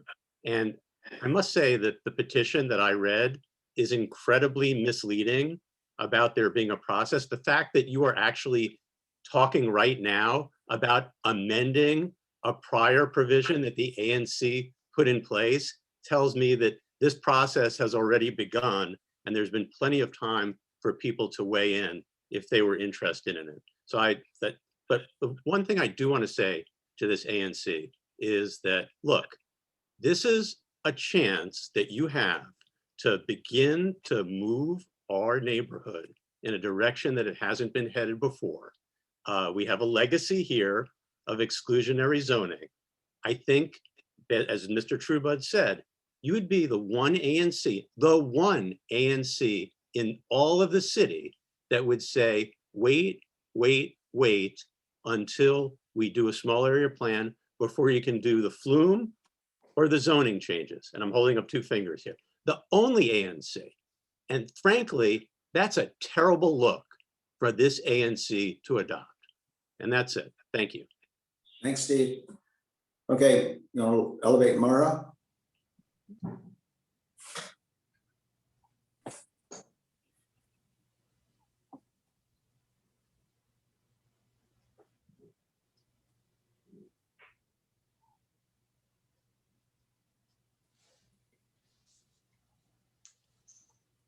Hi, everyone. Thank you.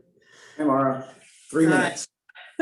So I want to say very clearly that actually, I think very strongly many of us feel the opposite is true. We have an extraordinary moment here in which Chevy Chase can fully reject the legacy and the reality of racism upon which it was built, and turning to the developers who have caused the affordable housing crisis in the district, who for 30 years have caused and are continuing to cause the racist gentrification that has forced Black families out of the District of Columbia, and suggesting that somehow upfluming this area, which is going to just be a profit-making land grab, is going to get us affordable housing, is absurd.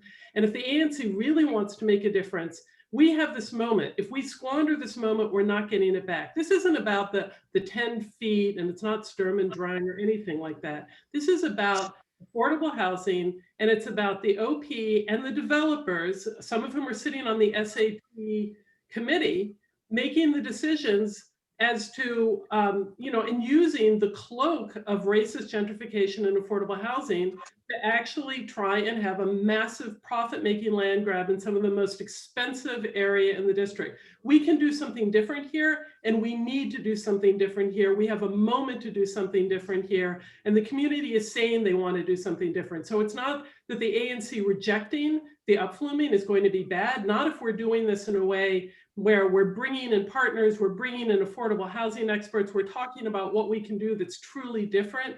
We have that moment to do it. This is an incredible moment, and it's actually being lost. And the reality is that the developers are just going to make a ton of money off of this, and there is not going to be real affordable housing. That's not what's happening here. That's not what's going to be built. And they're trying to bulldoze this thing through.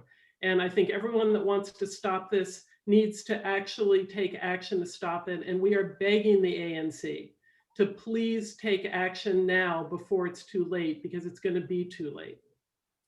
Well, my feeling is that we can do precisely what you're asking about, Mara, in the small area plan if we do it right. We can have social housing there if we want. I mean, that's what we're going to be looking at. If we want social housing in that area, that's what we should include in the small area plan. We can do whatever we want in the small area plan. So let's take this opportunity. I agree with you. It is a golden opportunity. And the reason why we asked for the small area plan was to prevent the developers from coming in and willy-nilly doing whatever they want. That's the purpose of the small area plan. But the problem, as others have said, is the order, among other things, is the order of timing right now. So the comp plan is going to trump anything else.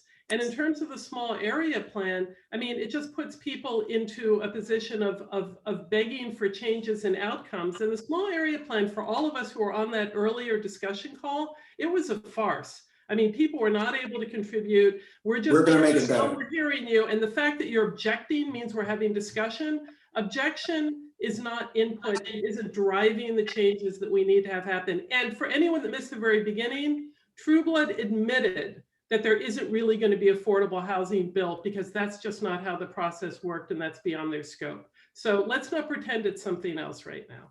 Do we have anyone else who's raised their hand who wants to speak?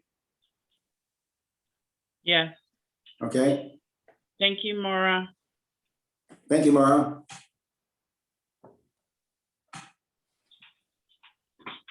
So can I have a question of Maura though? But she's gone now. I can. So I just want to be clear what it is that Maura would propose that we do.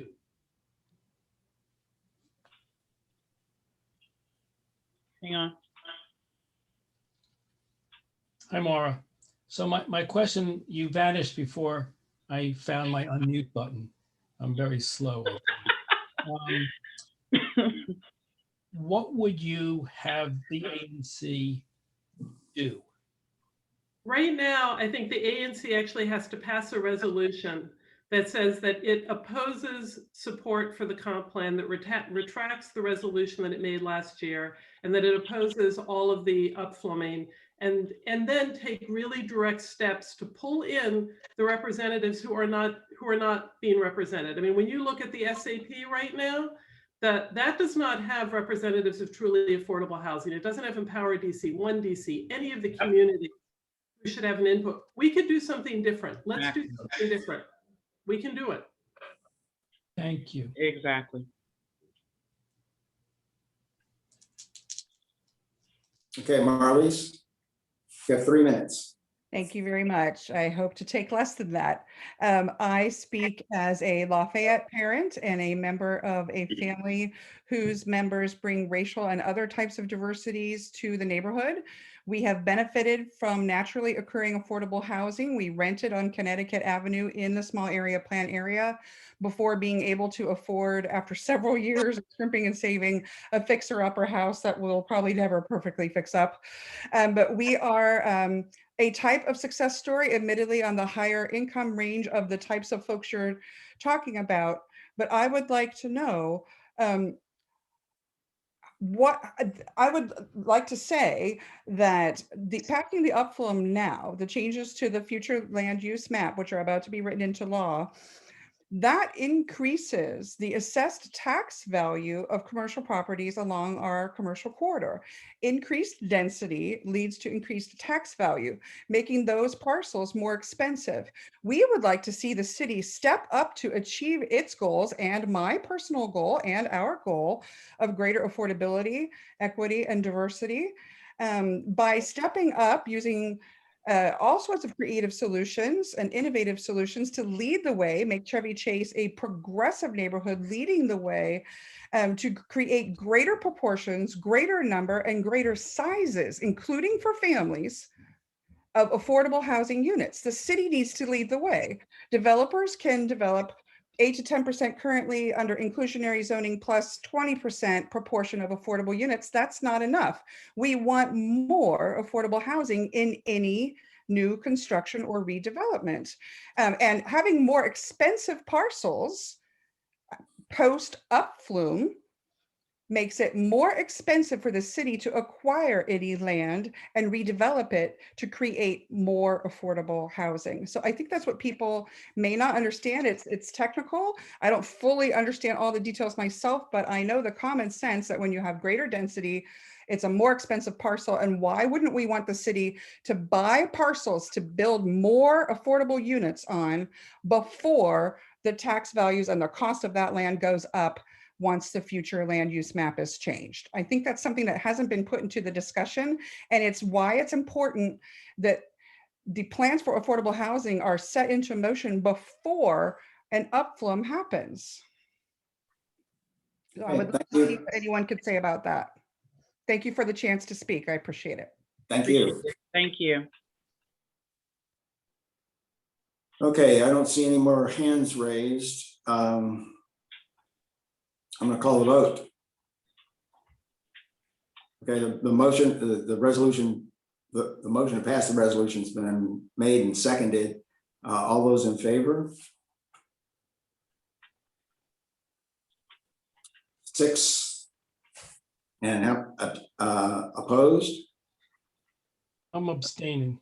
Abstentions. Okay, 1 abstention and 6 votes in favor. Okay, Connie, you also have a resolution related to the small area plan. Yes, and I just wanted everyone who's still here to know that I put the link on for the meeting page so you could see the draft resolution, but as importantly, you could see the background document. So I would like to put a motion on the table that the commission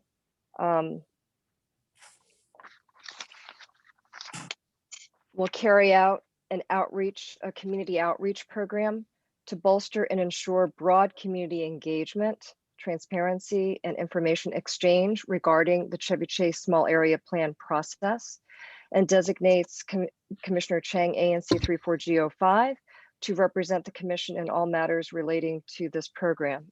Do I have a second? Second. Okay. So I want to describe this a little bit. First of all, we've already heard that March 4th public kickoff meeting that OP put together had a lot of IT difficulties. It was very difficult to get heard, though there was a lot in the chat, and subsequently OP has put together a Q&A based on that chat to address some questions. OP has also increased the sort of diversity of their engagement, with having a more recent April 7th and 8th virtual office hours. And also they'll be at the Chevy Chase Art that's coming up this Sunday, April 18th from 11 to 4, where they will have a table and they will have flyers and one-pagers and so forth. But even with all of that, it seems pretty clear that there's a need for more engagements. And the commission plans to host a series of conversations on neighborhood development via community meetings, other appropriate means to provide a forum to consider land use, zoning, residential issues, including affordable housing, non-conventional forms of ownership, and other issues that we've already addressed today, economic, social, and other impacts of the Chevy Chase Small Area Plan. And the aim here is to complement what the Office of Planning's is intending to do with their engagement process, but with the topics that would form for these conversations, it comes from the community and it's from the community's questions. And so that we can reach a greater understanding of these complex issues related to neighborhood development. And it is beyond just housing, it's also placemaking, it's other aspects like pedestrian safety and so forth, as well as the, all the other things that are happening in that small area that we're discussing. We plan to organize this series in partnership with other members of the Chevy Chase Small Area Plan Community Advisory Committee. That membership has both individuals and people from different organizations who are themselves probably doing some of their own work, but to be in partnership with us, as well as members of the Standing Committee on Racial and Social Equity, as well as other local civic organizations, and others have already mentioned like One DC and Empower DC, and there's plenty of others, and individuals with an interest in Chevy Chase DC, depending on the topic. And it's expected that thought leaders, planners, professionals, and others with knowledge and professional experience and a diversity of opinion will be invited to lead conversations, participate in conversations.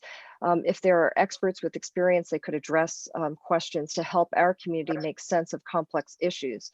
And the planning for this series will start late April this month, and we will engage in outreach efforts as appropriate until the Chevy Chase Small Area Plan is completed and delivered to the council for deliberation and approval. We're seeking on a rolling basis expressions of interest from local organizations and individuals who wish to partner with the commission to please direct those inquiries to Commissioner Chang, myself, at connie.chang@anc.dc.gov or 3G05@anc.dc.gov. And that the first planning meeting will take place, it will open to the public and take place virtually on Tuesday, April 20th at 7 p.m. and details will be made available at the ANC website. So the idea here is to solicit help and solicit topics and solicit ways in which we can do it. There's no structure that it has to happen a certain way, but then to just decide on how we will do it. Okay, other commissioners have discussion about that? Questions, comments? Peter? You're muted, Peter. I agree with Connie. The two of us sit on the Community Advisory Committee for the small area plan. It is clear, if it wasn't clear before, it was clear at the Community Advisory Committee meeting last week that it's on us to make this work. I have two concerns with this resolution. I think that the first, which I'm only going to raise for a comment tonight, I think that it was so clear in the last community advisory meeting that besides an education effort, we are going to have to sponsor the community-wide conversations that allow for democratic conversations between residents and not just between residents and city planners. We've talked about this, we passed a resolution about this in February, and still the Office of Planning has not suggested they're going to do any more community-wide meetings, have not suggested ways to make it possible to do large community meetings. And so I think it's going to have to be on us. However, I understand, just look at the way we've gone tonight. This is a sufficiently complicated task, and there are sufficient divisions among us as commissioners that I only raise this as a general point right now. I will have a resolution for the next meeting and in this regard. The other issue I have with this resolution is that we have to face that we're a divided commission. And I think that means that we're going to have a variety of voices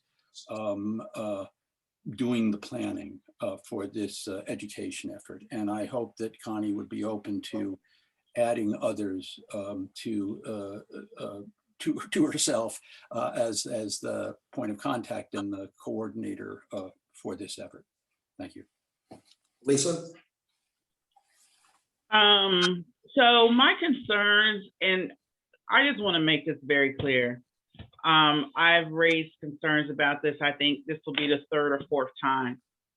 And I think we see from the discussion that we just had how complicated this conversation is and how complicated an education component of this conversation will be. It does not mean that we don't do it, but you know, I don't know how this is going to be done. The resolution to me is not the issue. The process is the issue. I don't know if this is going to be a one-way conversation, if this is a two-way conversation. Some of the things that I talked about, the technology issues, I'm very concerned about the dates. The first planning meeting is on the 20th, which is 8 days away. We had 45 days to solicit volunteers for the Standing Commission on Racial and Social Equity. 45.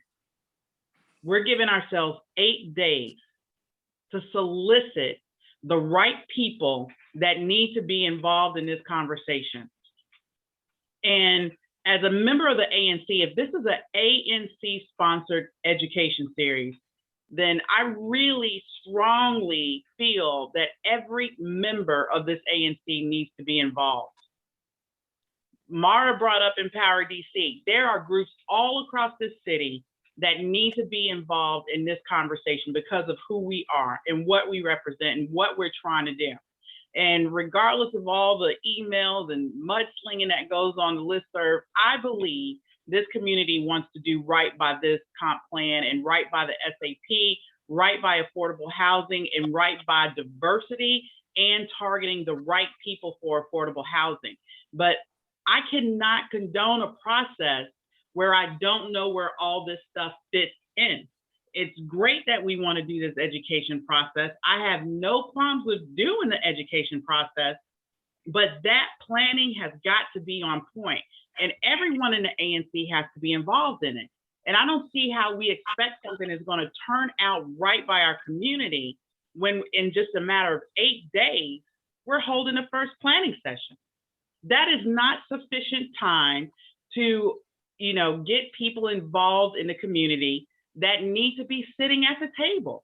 It's not sufficient time. We don't even have, I don't even know if we have sufficient technology. So with the first CAC meeting, we had almost 400 people on there. We had 98 on here tonight. I think the last time we had close to 100 people was Lafayette. And some people got booted off of our Zoom session, which is something that we absolutely do not want to have. So IT questions are just a basic minimum. And that is something that we need to have. This information is what we need to have prior to committing ourselves to this type of work. Then we've talked a number of times on this commission about how do we get people engaged. I can't solicit my single member district 01 to get, over 2,000 people that sit at the far end of Rock Creek Park aware of this education session and then see which ones of them want to participate, because I want single member district 1 represented. I don't have time to do that. So I have serious concerns about it. I've raised it before. We need to slow down and plan this as a commission, not singly as a commissioner, but as a commission. This process is going to represent every one of us. And if it goes bad, it's going to go bad for all of us. And we have to do the very best we could do. We talked about distributing flyers when the first SAP kickoff meeting had. We had people, Commissioner Gosselin was on the street actually passing flyers out. These are the type of things that we need to do, but we need to plan for that as a commission. It can't be just a one-off. So I can't, I don't want to say that this is something, I'm just going to say I can't in good conscience, cast a vote for something that I know is not going to be fully representative of the community. And they've made it very clear tonight, very clear, that they have not been aware of some of these issues. We know, we have discussed it before as a commission, that we need to do better, engage in our community. And we cannot do that in 8 days. We cannot do it. So I cannot vote for this. This will be my first no vote. And that's why. And I don't want anyone to confuse why I'm voting no. I am voting no to make sure that every voice is represented in this education piece. If this is going to teach us about how we want affordable housing to look in Chevy Chase, then I need all the voices that I want to be at the table. And that's the full range of, just like we talked about, social housing, diversity, inclusion, equity. Who are those voices? They need to be at the kickoff meeting for this. How are we going to kick it off and then we're going to roll them into the process once the process is 4, 5, 6 months down the road? That's not fair, and that's not collaborative. That's not what I call a collaborative process. They need to be involved at the beginning with their foot in the front door. Lisa, I agree with you. I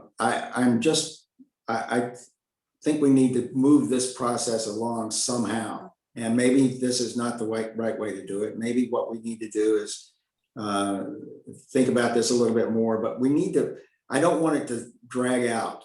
I don't either, Randy, but yeah, we have, go on. Let me finish. I think we need to have a plan that will get us to a finished small area plan by the end of this year. Not by the end of the fiscal year, but by the end of the year. And we have been talking essentially all the time to now about process. And we haven't gotten to any of the discussion, which I think is the real crux of all of this, about, okay, what type of buildings do we want there? What type of affordable housing do we want there? We've got to get all of those issues. We've got to get to those sometime relatively soon, I think. And I want to have those kinds of discussions. And I see this, what Connie's described, as more engagement than just education. I want it to be engagement. So I agree with you completely. How do we get there in a reasonable time period? And I agree, 8 days is not enough time for everybody to get involved, but how do we get there, and what can we do, what can the commission do to make sure that happens in a timely way, and that it can therefore contribute to the development of the small area plan? Okay, Lisa? The first thing we do is we start working together. We work together and we figure out who wants to be involved, and we all work together to do it. We put together a plan that we all agree upon. We involve our community stakeholders that we all know need to be there, and we work on that plan. And we set up a timeline. We set up something jointly that we all agree upon, and we set it in motion. This is not something that has to take, 2, 3, 4 months to do. But if we're working at it together collaboratively, and we're actually hearing and listening to each other, then we can get it done. But that's not what has occurred. Let's do that. Can we do that? And I'm all for it. Let's just make sure we work together on this. This is not something that we should disagree about at all. Connie? Well, I would like to have a chance to explain my thinking here, which I already expressed to Lisa in email to everyone. Just like your standing committee meeting, Lisa, you had an initial meeting with the members, right? This is not the 8 days it's going to be planned all out. It is going to be the first meeting of people who are interested. And as more people learn about it, there might be a second thing that gets organized, and maybe a third. This is not a schedule that comes out today and everything is decided. It is a conversation. And I'm the point of contact, but I'm not the only person who's going to work on that. There's been other commissioners who've expressed to me that they have ideas, and that's exactly the point. This is an outreach program, and some of those conversations have to do with ideas that were raised back in November at the town hall meeting. We've mentioned it already about ideas for a community land trust, ideas for social housing. No one else is planning that here. And so I expect that these series of conversations will address those ideas, bring people together, get the people who've been working on this elsewhere to come in and to talk about that. I see other things that we can talk about as well. So I don't see it as just like your standing committee. You're not going to have a full plan right out. You're going to have people who come in who want to work on it, others you invite again, and then you continue to have a conversation. This is many months long. It is not something where OP is trying to get input on the small area plan. They're asking the community to talk to them, as they should. These series of conversations, this outreach program is to help inform, okay, so that we all understand terms. What do these terms mean? We've been saying FLUM, we've been saying generalized policy map. These things that's another idea, that's another aspect of it, which is, what are these terms? Let's help people understand these things, okay? And move them forward so that some of their ideas can be more fully formed and we could all jump in and be in support of it. So I totally disagree with your characterization. I am not trying to do this on my own. This is an idea that I had since November when we already had a town hall meeting. There were so many questions and there was no place, there's no forum for people to be able to come together and to talk about it. So now I'm a commissioner. I'd like to push this forward. I brought up this idea in February. I delayed it and delayed it because I was asked to see what OP is going to do. And it seems very clear to me that there are a lot of questions and a lot of interest and people want to talk. So this is what I'd like to do. All right. I am not saying no one can participate. Just like we're ex officio members of the Standing Committee on Racial and Social Equity, I expect all the commissioners to be involved in this conversation. All right. But I think we should have a point of contact.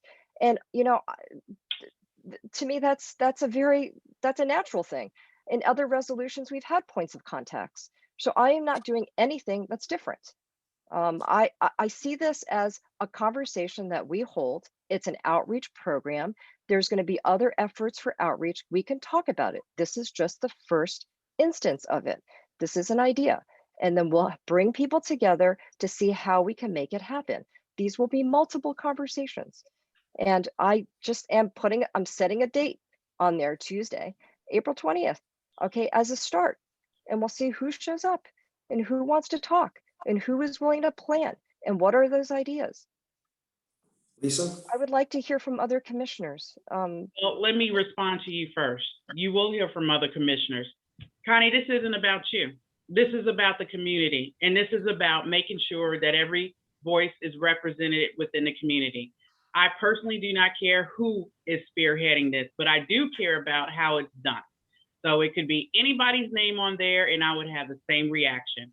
8 days is not sufficient to engage this community in this extremely important, very critical process.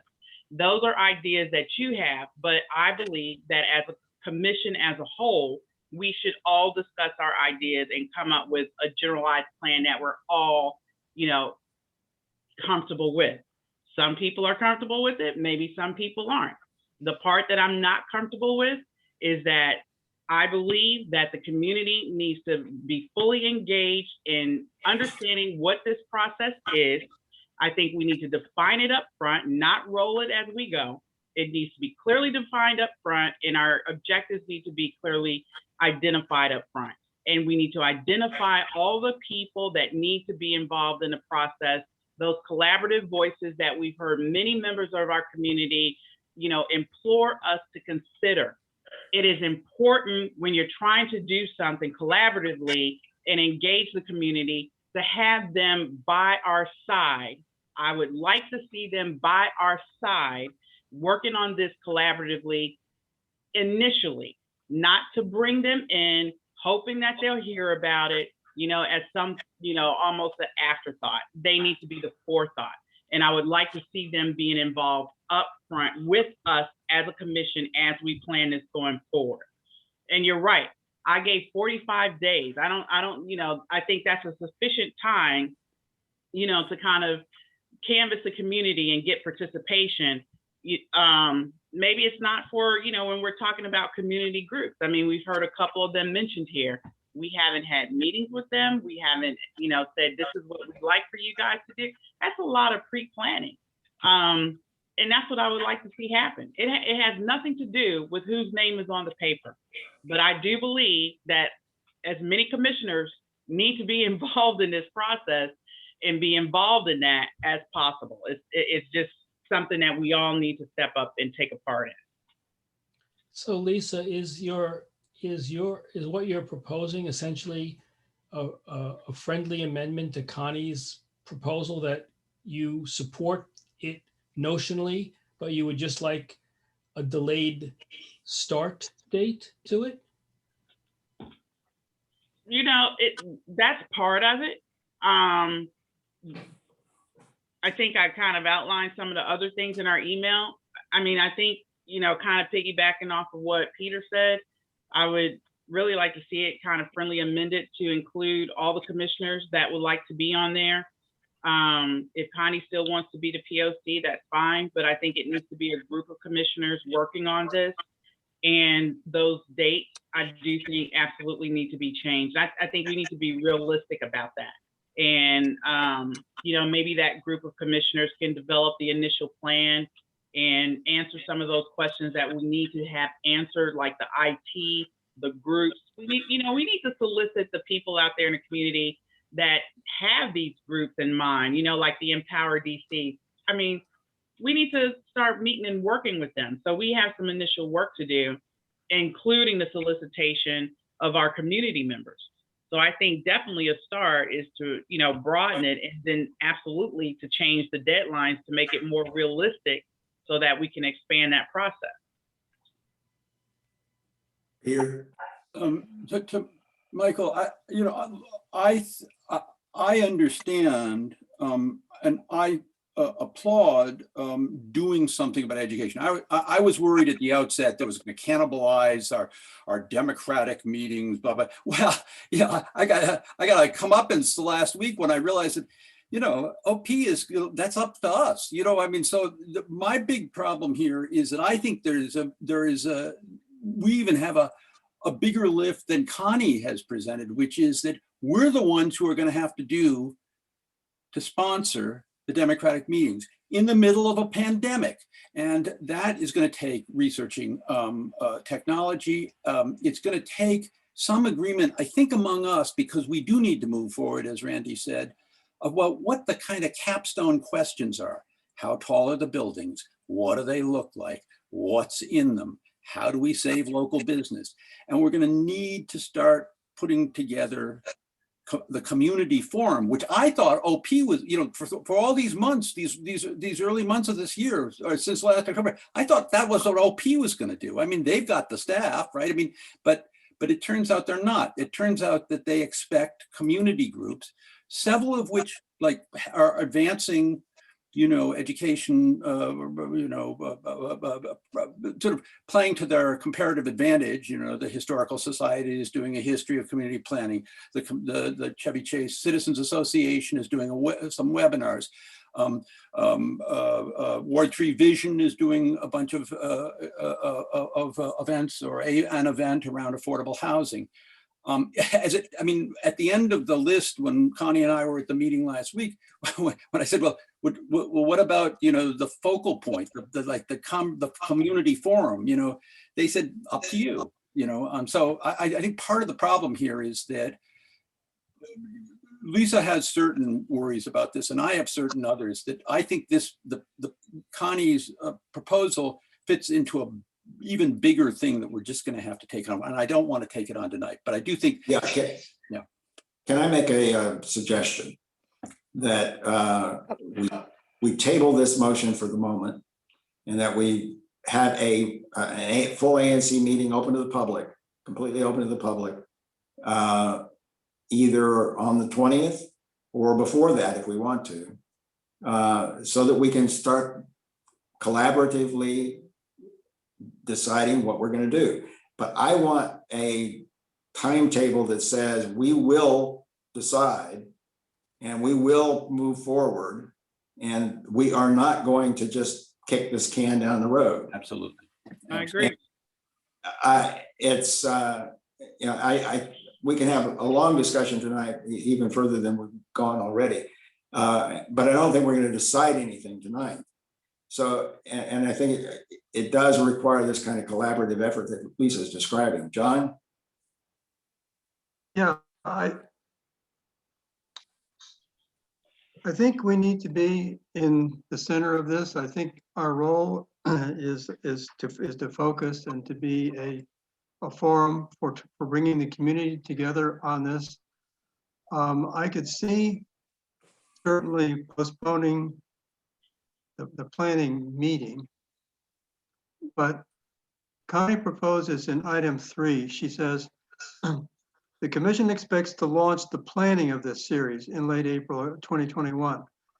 So in regard to Lisa's comments, launching the planning doesn't mean, you know, we're completing the process in late April. It gives us some time, you know, to get basically to get our act together. I don't want to lose any momentum behind this. I think it's essential. From what we've seen on the listserv, from what we've seen tonight, I think this situation begs of our capability as a center force here to, you know, to be the forum for the community. So I don't, if we suspend the April 20th meeting, I could vote for this and also support Randy's idea that maybe we should thrash this out a little bit more at a, at a special meeting. But I really don't want to, as I say, lose the momentum on this. I think it is very important that we get out in front. And, if you have the Citizens Council and the Historic Society and everybody else saying this and that, I think the message could be kind of diffused to the government. Whereas we can bring all those forces together. I think Lisa has a good point there. So it's a question of timing and mechanics. So I could support this perhaps by deleting the date, and also maybe putting in that we would have either an administrative session or a public meeting to flesh this out any further. And Peter has some other ideas also. Maybe we could wrap those into the next session. But so I do support this in any way we can go forward, but I don't want to lose the momentum. Michael? Yeah, I think the overarching point that I want to make is that notionally, what Connie is proposing and what Peter speaks to is that if we don't control this process is going to not have the type of meaning that we want, in which 500 people on a petition and 95 people appearing tonight want us to. And so I think that it is in our hands to lead this process. And I think that's the intent that Connie's amendment speaks to. It's not a matter of who, as you say, Lisa, is the point of contact. I don't think Connie cares one bit about who the point of contact is, but it's rather to John's point, it's starting this process of engagement with stakeholders who can educate us all. I mean, I abstained tonight because in the end, I just didn't know that I understood the process well enough. There were so many notes in the chat and on the listserv saying, Trueblood is wrong as a matter of law. Trueblood is right as a matter of law. This is, the ANC can sue. The ANC can't sue. Once it's into comp plan, the SAP is just advisory. I just don't know the answer to any of those things. And so in the end, I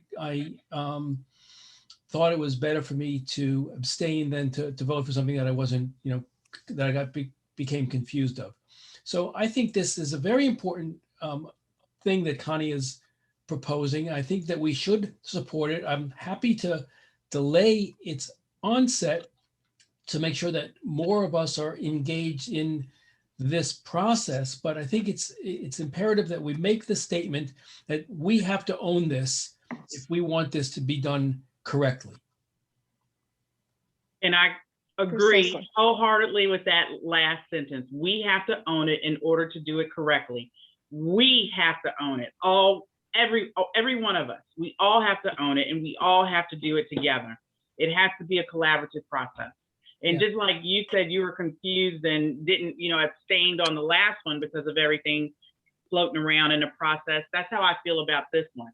There's too many unopened or unanswered questions and unopened process about how we're going to carry this off as a commission. As a commission, how are we going to get this done prior to launching the actual engagement session? Yeah. So John, to John's point, I think that we're all in agreement of the importance of doing what Connie is proposing. It's just a matter of how and when. And so I don't know whether you table it, Randy, or we just, to John's recommendation, you take out the start date and have it be sort of just hortatory.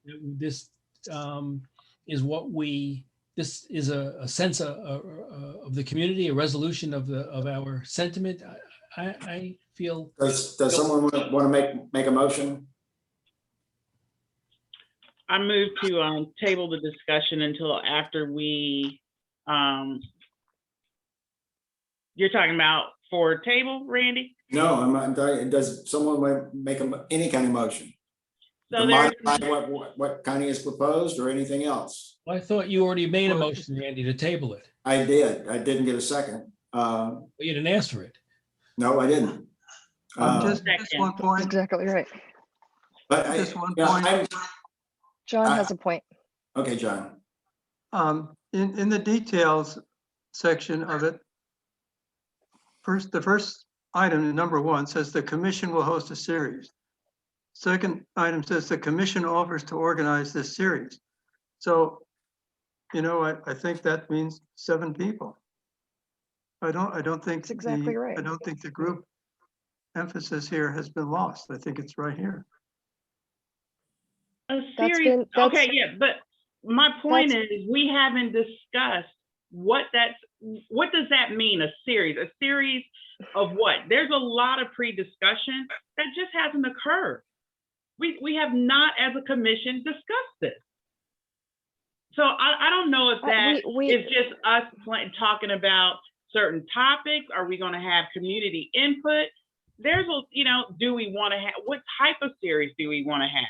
I mean, there's a lot of discussion when we're talking about holding, whether, you know, we said engagement, we said education. I don't think we have a clear consensus of what we're trying to do here. Yeah, I thought that the first meeting would be to work through those ideas among us commissioners, that at that first meeting on April 20, Lisa, my thought was that we would sort of work as a commission through those ideas, and then from that launch whatever it is that we come to consensus on after the first meeting. That's how I. Well, that's not the impression that I'm under, because I thought the first series was open to the public and that whoever wanted to participate in the first series could participate. But it's us. It's us and others, because look. Okay, so then we wait, others. Let me just finish, please. Okay.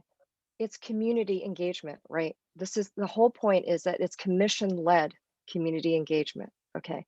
And it's bottom up. The reason I'm not putting a structure and precise topics is that as conversations move forward, there's going to be new things that come up, or they're also going to be consistent things, persistent things where people don't understand. And I want to be receptive to that. Okay. I want to be able to say, okay, we haven't talked about that yet. Should we now talk about that? Let's figure out when we can do it, how we can do it, because every conversation will be different. There's going to be some topics where we're going to have a panel. There's going to be other topics where maybe it's not that, you know, so I don't want to prejudge that. Okay. And I shared it early with everyone here in February and so forth, because this is something I've been thinking about for a long time, that we need to get I am not trying to say it's commissioner-led top down. That's not what I'm saying. I'm saying it's the commission, all of us, bottom up. Let's try to figure out what's missing. What do people want to learn about? Okay. So that they can become more informed. Like, so for instance, I could see a 1-hour meeting. What the hell is a generalized policy map? I mean, I'm sorry to say those words, but like, it's just not that simple. But these are terms that people use that we need to understand and really get it, you know, versus like fighting about the height of a building and so forth. We're going to do all of those things in the small area plan. We will continue to do those things. Okay, but there's other things about housing, the economics of housing. I keep hearing land prices are high here. If we do this, it's going to be that. Well, is this true? We have to digest all of this, and I want to help the community do that. So I don't want it to be top down. I want it to be bottom up. I want all of us to participate. I'm not saying no to anyone. This is why I even added the members of the Standing Committee on Racial and Social Equity, because there are people there in the community side and the education side who really want to participate and have great ideas. So I'm not saying let's have a list right now of everyone. I don't know who everyone is, but once we invite members in, they'll know other people and they'll say these people need to come, and then we'll continue to work those things out. So it's not going to be set, is what I'm trying to say. I can't set it now, but we should all start soon. We should start sooner than later. It's not going to be perfect. Perfect is the enemy of the good. We start the conversation, and then we keep going with that conversation, and we put some dates on the table and we organize it together. So Randy, let me just respond. I know you want to cut the conversation, but that's exactly why I feel like we need to come together as a commission to discuss it. Basically, what Michael said, the response, you have two different views out there. The initial meeting is for everyone, but as a commission, we haven't come together to kind of decide what we want to do as a commission. And I respect, Connie, all the work that you put into it. You have a very good vision of what you want to do. I want to make sure that this whole ANC shares that same vision. And right now, I don't think we do. And that's the problem. So I think the ANC has to be on the same page with the vision that we all share. And I understand, like you said, you planned this since February. You definitely have a way that you see that you want to go. I'm just saying, as a commission, we need to get together and ensure that we are all on the same page with that vision. And your process is very organic from what it sounds like, which is great. But I do believe, and I'm strongly, firmly for putting some structure into that process in the beginning to make sure that we have some of the voices that have done this over and over. There are housing groups in Washington, D.C. that have done this, you know, this is what they do. So maybe there's some of those voices that we need to hear prior to launching a series like this to make sure we're on the right page. It's not always just about answering that question, but it is how we do it and how we engage the community. And I want to make sure that as an ANC, we do that up front. Can I just make a suggestion? I would put this in the form of a motion, that we all agree that the commission needs to lead an engagement / education program with the community, and that we are going to work together collaboratively to identify ways that we should do that, and that we will meet within the next week to kick that off with the commissioners meeting collaboratively. Is that an acceptable motion for everyone or anyone? A second. And then we, after that meeting, We Randy, will decide how we're going to implement right. that general agreement. Okay. But and we'll hash that out in a separate meeting. I am not available on the evening of April 20th, but we can find a time when we can do that. Yep. So there's a motion and a second, and I'm going to call for a vote on this because we need to move on. Or you call you. Well, we can have discussion on it, but I want to move on as quickly as we can. Are we tabling my motion? Is there another motion on the table? My motion is as a substitute for your motion. For the moment, we will express our agreement that we think the commission needs to take the lead, as you suggested, and that we need to be organizing an engagement and education effort with the community. And then we're going to do that, and we're going to work out the details of that in an upcoming meeting. Yeah, so in some sense, Randy, you are tabling Connie's meeting until we have this interim meeting, at which point we'll hash out whatever the process is, and then presumably at that meeting, we'll take up Connie's the details of it. The details of it with a different start date. Is that structure? Is that what you're saying structurally? Okay, but we have not actually talked about John's suggestion, which is to take mine as is, and then we could delay that initial planning meeting with the public, but add in what Lisa said, which is almost like a meeting just amongst yourselves to decide if we're on the same table. So I don't want to delay the leadership of this commission in putting together an outreach program. It's been delayed since February, and I don't want to delay that part of it. It's an intention, okay? And I am okay with putting a different date down there. But I also want to say that we're not going to resolve all the planning in one meeting. I never intended for that. That's the initial planning. I expected more planning meetings, and then I expected to continue doing that until a meeting, an event was on the calendar that people could really support, and then to be able to communicate that out to the public so more people who want to attend can attend. So the April 20th was really a placeholder for initial meeting to talk about that. All right, so I'm happy with delaying that part. Point of order. Point of order. Randy has called for the vote. Which are we voting? Randy's? Yes. Okay. All those in favor? So you have to say it again, please, Randy. What are we voting? No, it's, I don't, you know. Okay. take I your don't hand- understand right. either. All right. My motion is that the commission agrees it needs to take the lead in organizing engagement and education with the community, and will include the community input in deciding how that's going to be done. And we will have a meeting very quickly to work out further details. But I'm sorry, but that's not inconsistent with Connie's. No, it's not. So in some sense, what we're saying is We're out of order. I'm sorry. We're out of order. all right. We are out of order. Randy amended the motion. It was properly seconded, and then he called for the vote. And now you've heard the motion. Is that clear? Okay, then let's take the vote. All in favor?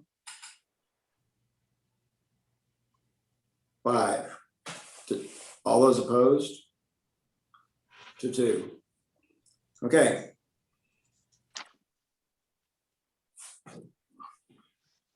Lisa, do you have anything further? Your hands raised. No. Okay. All right. It's 9:48, and we'll move on to the education recommendations. Lisa? Yeah. Oh my God. Is Michael still on?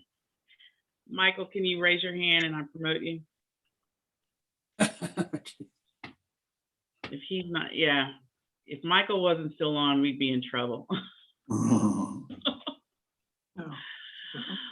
Michael, thank you. First of all, thank you so much for sticking around. Thank you. Thank you. I'm so, apologies. This is coming so late, but just to let everyone know, we are finally getting to the 3rd working group of the Task Force on Racism recommendations.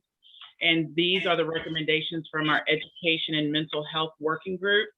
And I'm going to turn it over to Michael. I will work in tandem with Michael to read the motion, and Michael is going to do a lot of the background work in explaining and answering commission questions and answering community questions.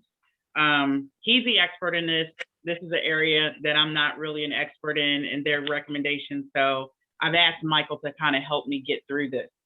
But Michael, if you can do a brief introduction of the work the community group has done before I go with the first motion, just to give the audience the idea of some of the things that you guys came up with on a broader perspective, maybe the members of your group, if you can give them their names and just some of the things and processes that you all use to come to your recommendation. Thank you. So, thank you very much. I just put the names of the members of the working group in the chat. So I won't go over that in another way. Jeffrey, so I think we came up with 5 issues around which we formulated a series of recommendations. And, that was in November. Since that time, the education and children's mental health situation in DC has continued to evolve rapidly, given the pandemic and the shutdown of school, the movement online, and many other things. So along with ongoing pandemic lockdown adjustments, several new developments of note include the DCPS former Military Road School pre-K proposal that involved the Lafayette School and the Brightwood School communities struggling with a potential racial inequity situation.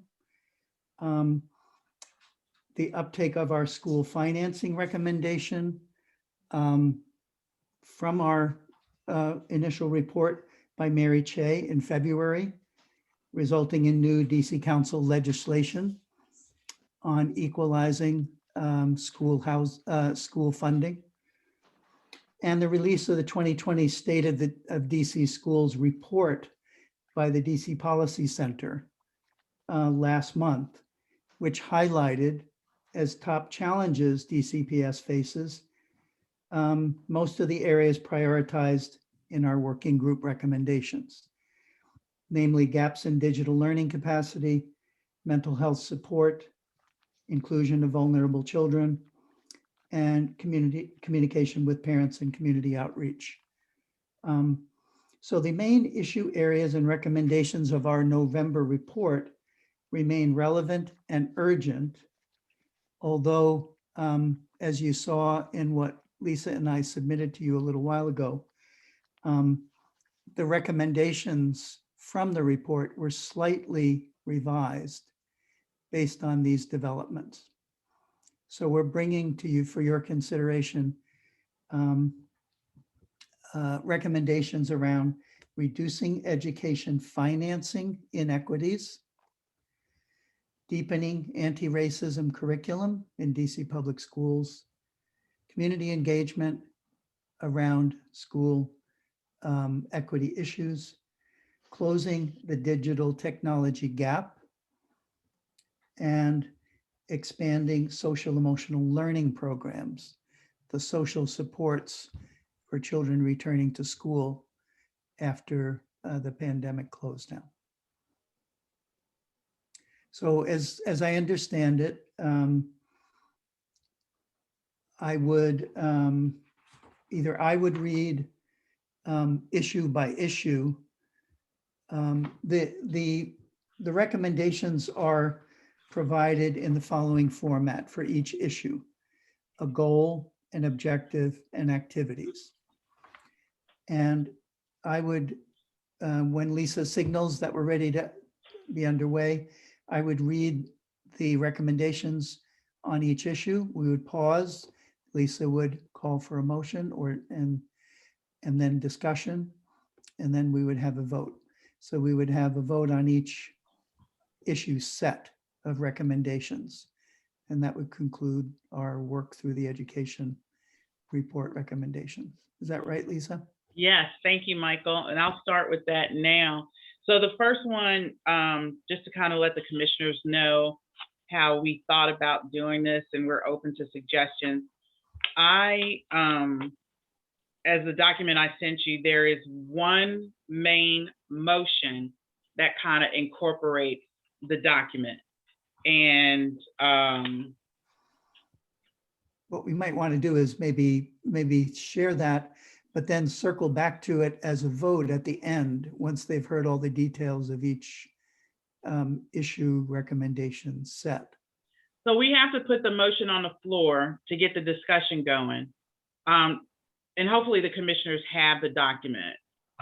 Okay, so let me put the motion on the floor. I move that the new Standing Committee on Racial Justice and Social Equity carry out the 5 areas of ongoing work proposed below in accordance with the identified goals, objectives, and activities. So the 5 recommendations are, as Michael read: reducing education financing inequities, deepening anti-racism curriculum, community engagement, closing the digital technology gap, and expand social emotional learning programs. Do I have a second? Michael, thank you. So with the discussion portion, we can, Michael, if you want to go through now each topic area. Well, first, let me ask the commissioners, do you guys have any questions? Is that the easiest way maybe to speed up the process? Is there any area of the 5 recommendations that you want us to spend a little bit more time on? Or you have questions on? Okay, that's great. So John, then Chris. I would like some clarity on the education financing inequities. Let me scroll down here. I've got it on my screen. So for the rest of the commission, that is area of work number 1, second page. Right. Okay, objective is to reduce the gap in overall additional community-driven funding per pupil in DCPS as much as possible. My main issue there, when you mentioned community-driven funding, and this is modified from the original, I understand that, is that how much, Michael, do you foresee the ANC getting involved in community-driven funding? More specifically, I think what this education committee has done, what the whole task force has done, if I have not mentioned this before, I will, that it was a very admirable and, judging by the sensitivity of the subject, very courageous effort all around. So I hope you understand that going in. My concern here is having a .gov agency, mainly the ANC, become involved in the individual charitable choices of individuals, and also of the choices of a private organization in terms of what it wants to do with its money. It's very generous of the Lafayette Home School or the Deal Home School to want to share their home and school funds with other schools in the district.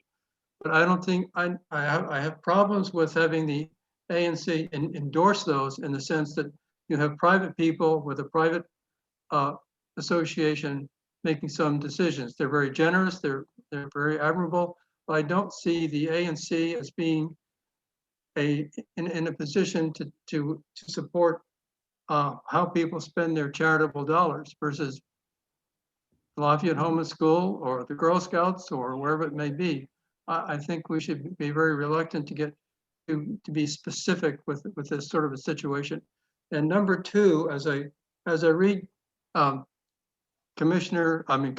Shea's letter regarding her legislation, it seems to me that her point is not to support necessarily community-driven funding, but to ask the question, why do we have to have community-driven funding? We should have better public funding. So if you could address those 2 issues, I'd appreciate it. Lisa, should I go ahead and respond to that now? Oops, okay, you're muted. I'm sorry, thank you. Yes, thank you, Michael. Thanks, John. If you read on in the objective, to be very specific and simple in my response, if you read on in the revision of the objective, to make as much as possible and ensure more adequate core public DCPS funding for all schools. So we're broadening the scope of this effort to join advocacy efforts across the city to advocate for more public financing of schools, so that private financing does not have to make up gaps in funding. For example,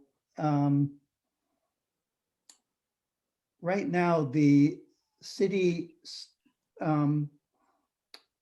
funds DC charter schools have amassed over $500 million in unrestricted assets due to their ability to fundraise, something that DC schools are not allowed to do.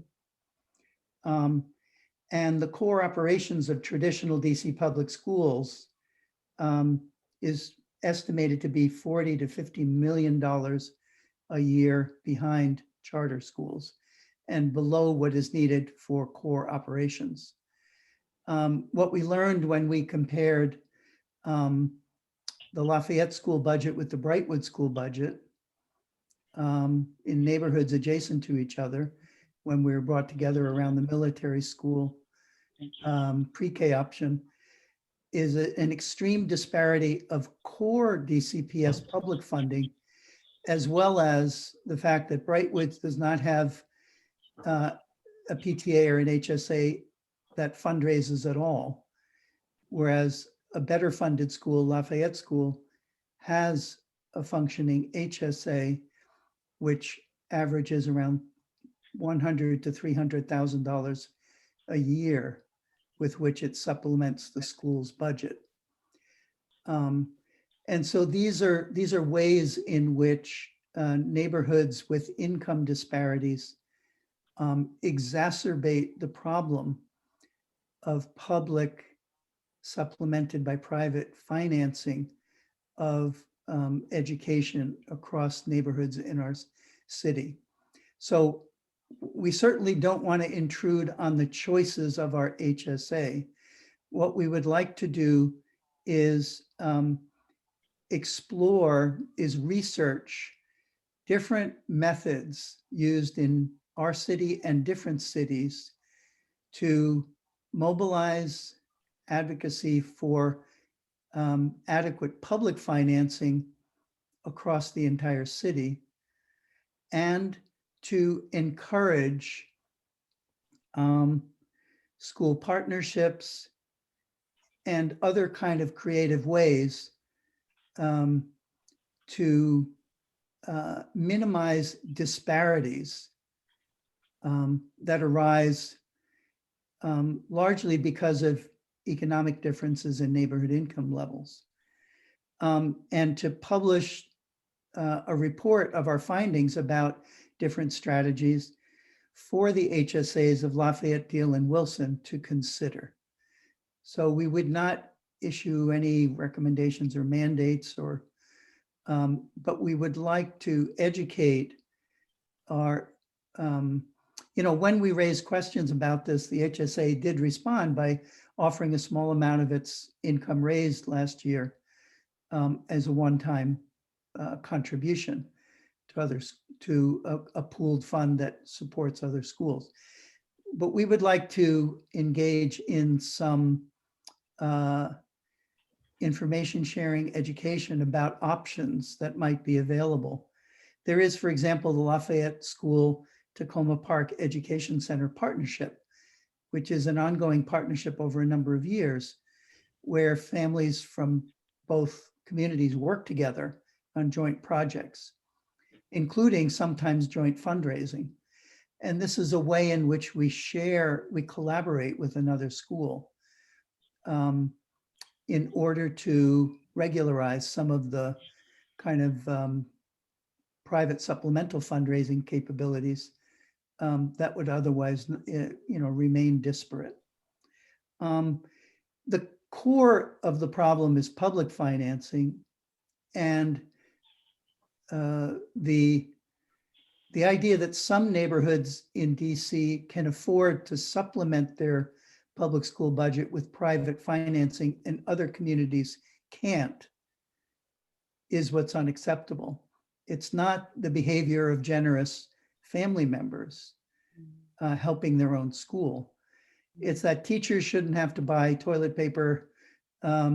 Parents shouldn't have to raise private funds to have art class supplies. All children in DC deserve those things. And right now, that's not the case.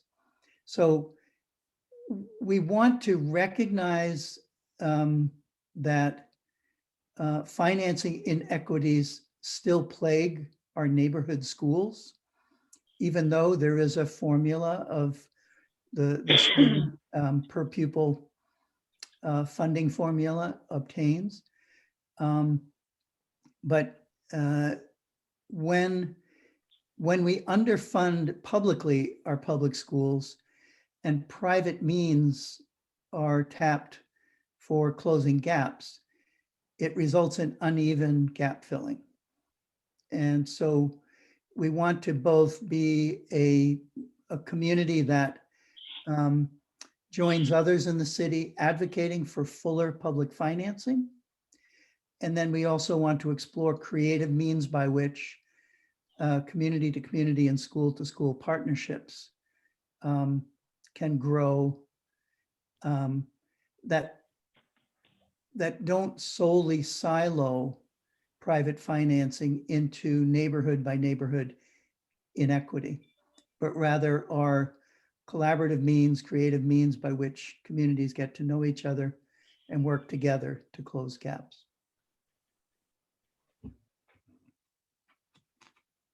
Thank you. Thank you. Commissioner Farmbaliti, you had a question? Yeah, I just have a comment and a question. And Randy, a lot of this is to you. I mentioned this last year at the end of the education task force recommendations. And the question is, most of this is recommendations dealing with problems with schools in other parts of the city. And I thought the purpose of the ANC was to deal with issues in our area, such as we did with the last issue, the small area plan and zoning in our neighborhood. And this is the kind of thing that I think that the city council should be taking up, or the Board of Education. It's not, doesn't, to me, seem to be something that's in our purview. You know, talking about funding for schools outside of Chevy Chase is, I don't know why our ANC would have any say about that. And it just to me, it just doesn't seem, you know, even though I think everything the Education Committee has done and everything in this report is excellent and very commendable, I just don't think it's our responsibility to do this. Now, I'm not going to vote against this resolution because I'm not going to vote against people that, you know, in other areas that don't have the same resources that we do, but I'm going to abstain because I just don't think this is our business to be doing this work. It's really the business of a broader group of people that have more expertise than we do. And, you know, we're a small ANC, unpaid volunteers. I just don't see that this is our charge. I don't know, Randy, what do you think? You're a lawyer, you're an attorney, and you've been doing this for a long time. Well, one thing we could do is we can advise the council, we can advise the chancellor, we can advise anybody we want to about changes that could be made that could affect education for the city as a whole. And ultimately, you know, that's the oath we take, is that we are doing, we're taking actions that are in the best interest of the district as a whole. And we don't live in isolation from the rest of the community. So for that reason, I think it is appropriate for us to be giving advice to the rest of the government about what is the appropriate equity in education. Well, you know, the problem is that we're all working like crazy on all these neighborhood issues that we have now. And, you know, how are you supposed to do all this work? I just don't understand it. Well, I think I appreciate that, Chris. I don't think this would be feasible if we hadn't created the standing committee. The standing committee is in a sense a community research and advocacy arm of the ANC about issues that have local and citywide implications. Racial equity, you know, if we pull up our moat, we can kind of ignore racial injustice in the city and feel quite comfortable here on many of the issues we've talked about. The evolution of the Connecticut corridor as a planning zone is a unique exception to that. But we noticed when unwittingly, I think, the DC Public Schools responded to an over-enrollment problem in Lafayette's pre-K program by, without asking anybody involved whatsoever, going to a neighborhood nearby us and buying up a school building asset next to an underfunded public school in a community with much lower incomes than we have in our neighborhood, and announcing that that was going to be Lafayette School's pre-K program.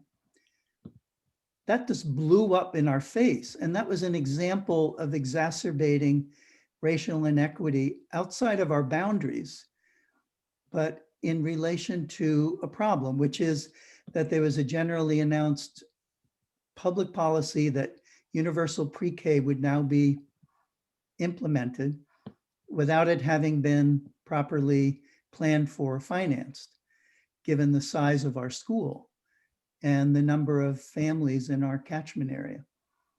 And we were being engineered into imposing on a lower income neighbor of ours, neighborhood, as a solution to our problem, using DCPS's public funding. So we were directly involved then in an example of what happens when our schools, as part of DCPS, are part of a broader patchwork of neighborhood schools in a city where there is housing, income, health, and education disparities that are quite extreme.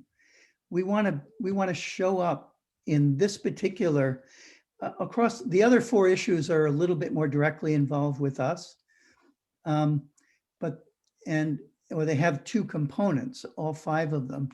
Things we have to do in our neighborhood and things we have to do to be good citizens of a public school system that spans across neighborhoods that experience inequity on many dimensions, as well as education opportunity.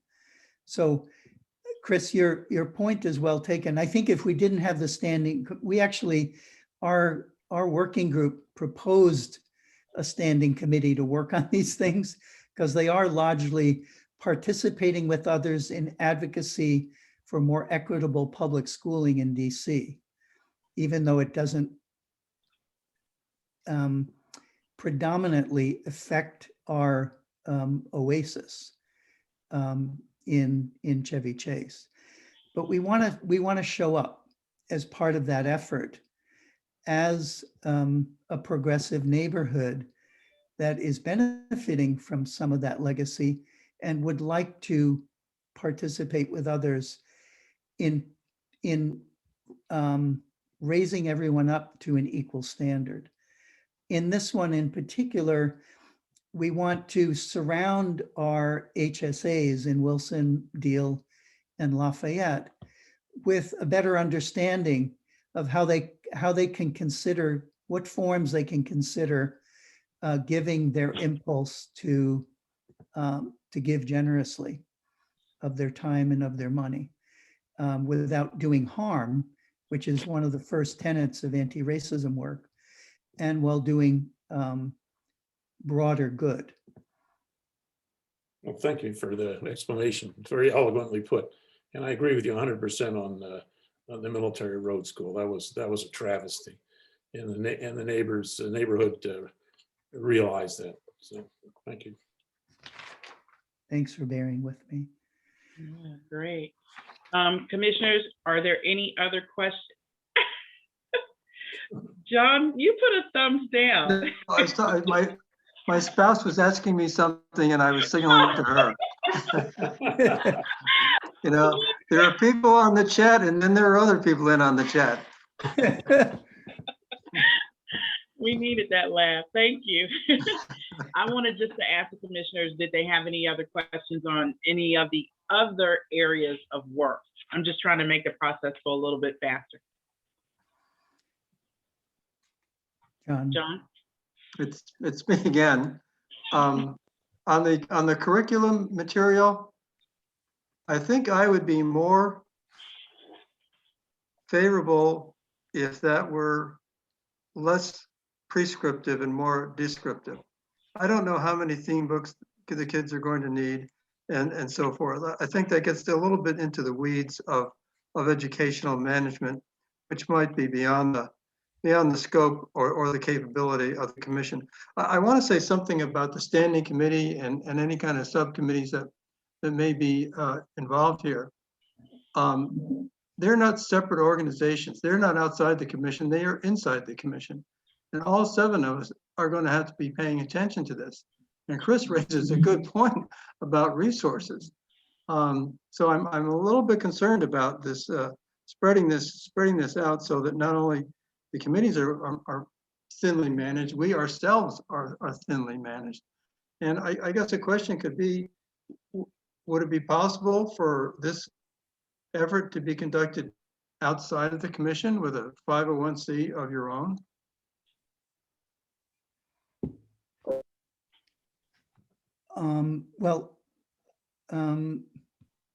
It's my understanding that once the standing committee gets going and takes a look at this, at the mandate of all 3 of the thematic areas of racial equity and justice work that it is tasked with, it'll be asking itself questions about okay, we agree to pursue some of these things, but how do we do them? And that might be one of the things we are encouraged to consider. I think this is ongoing work, and I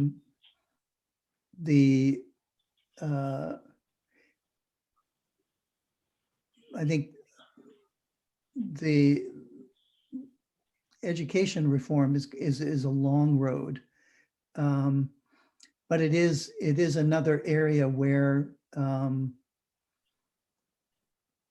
there's a long legacy to undo. So I asked myself that question too, John. This looks more across all 3 areas.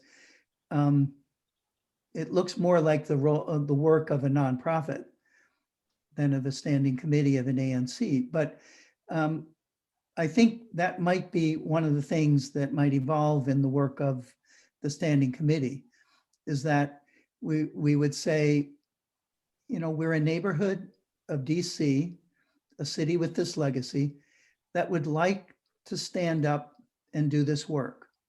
And one of the things we're going to do is think a little bit seriously about how to do it.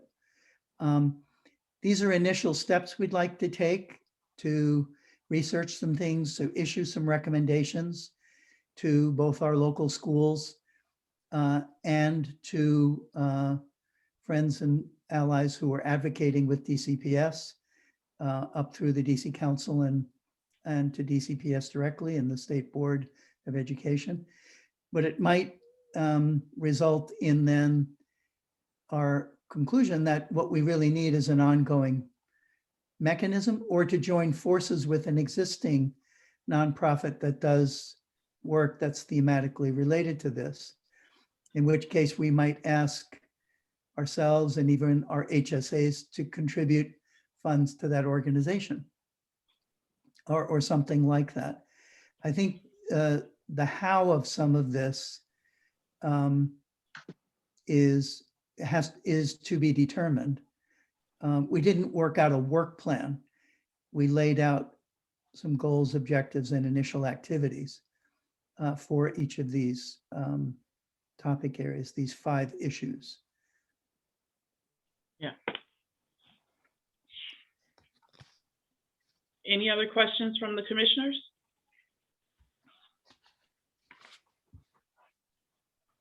Are there any audience members, community members that have any questions on the education recommendations or things that they've heard thus far?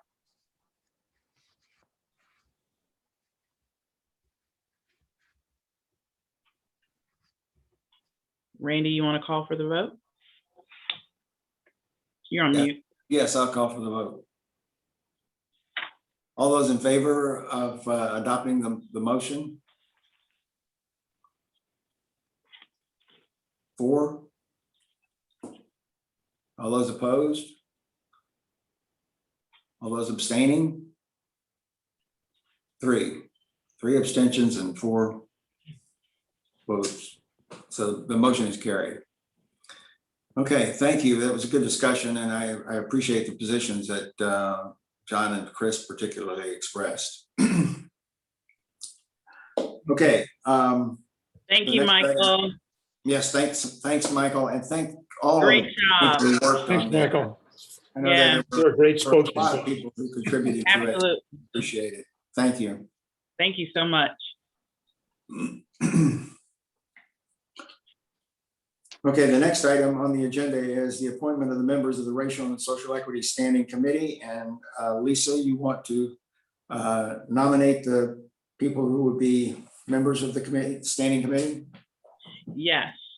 So I do apologize to the commission not getting this list out to you guys in advance. Would you like me to put the names in the chat to you? Yes. Yes. I'm going to read them out, but I will, give me 1 second.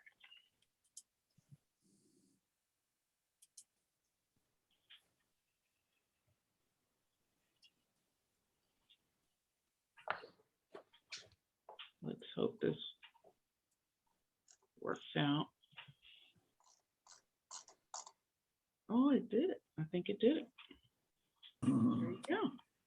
Yep. Oh, nice. Okay. So these are the names of the individuals that expressed interest in volunteering and being appointed to the Racial and Social Equity Standing Committee.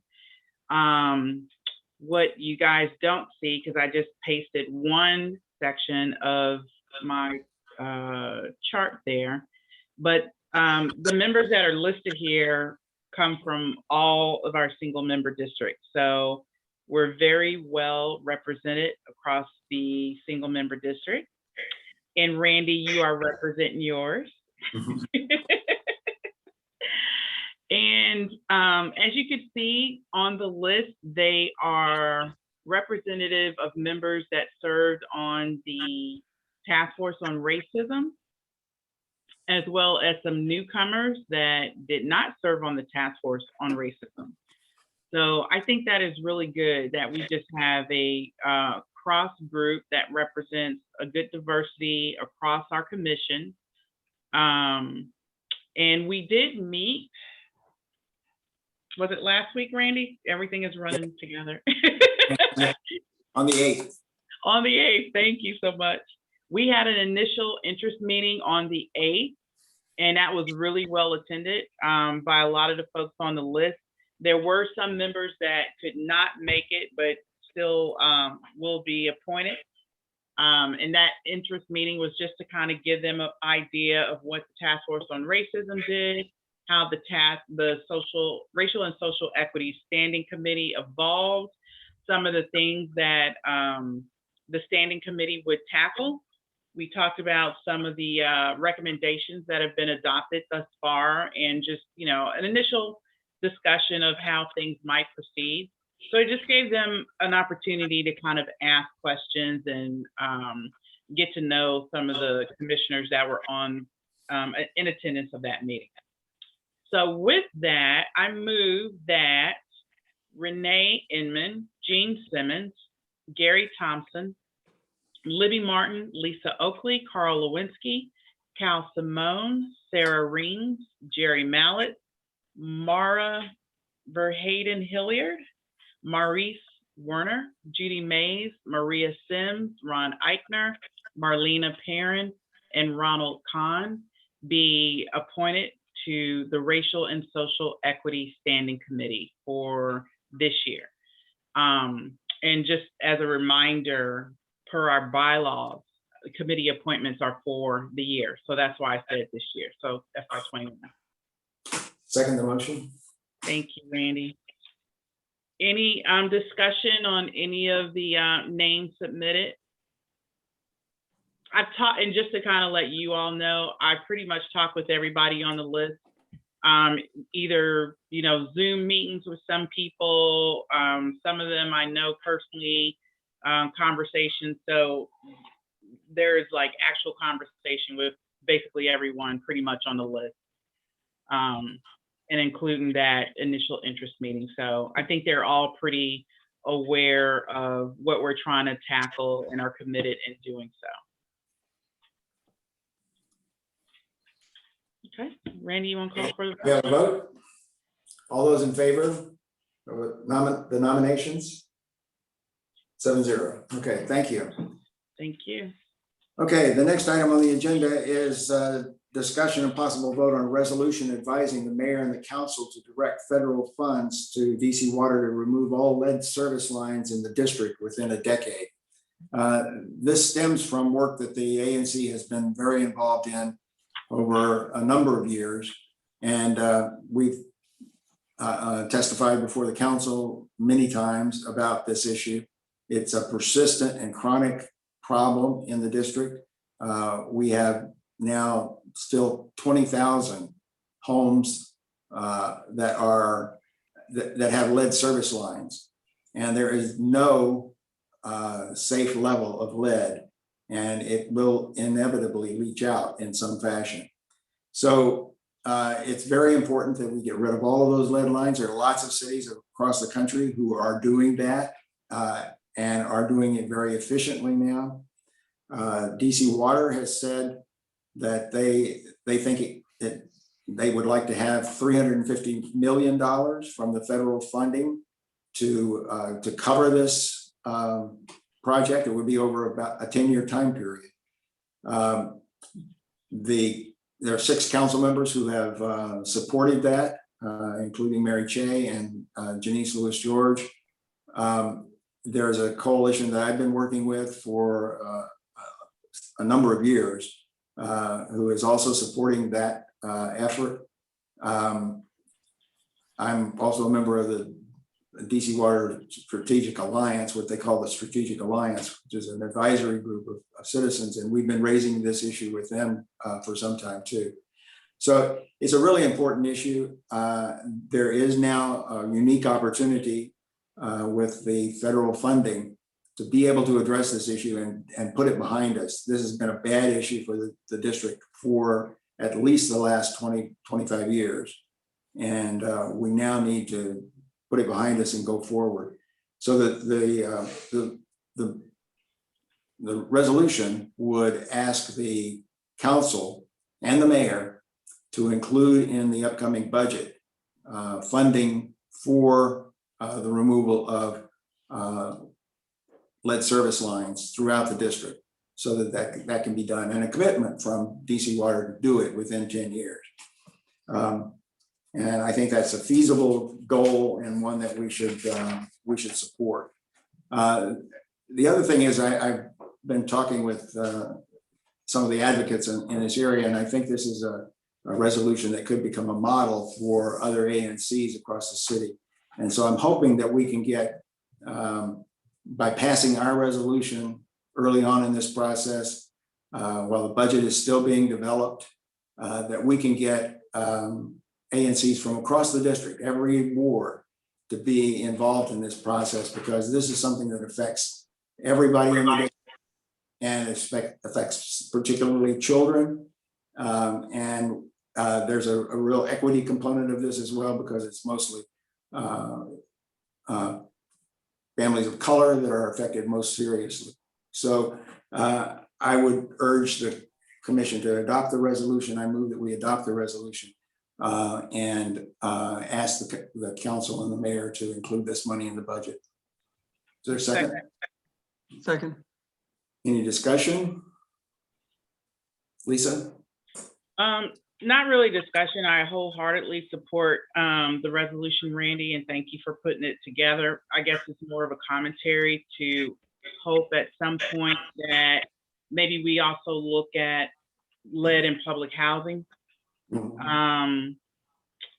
I think the water issue is a really good issue, but we definitely have some serious issues with lead in public housing as well. And maybe after we get this one done and this resolution passed, and I think it's an excellent idea to bring this resolution to other commissions' attention and to ask them to adopt it and to, submit something similar forward, that maybe we can all look at the lead in public housing issue. I think there's a lot of issues there that we could maybe tie this one to that. But this is a great one. Thank you. Any other comments? Okay, we'll call for a vote. Do you know, Randy, whether,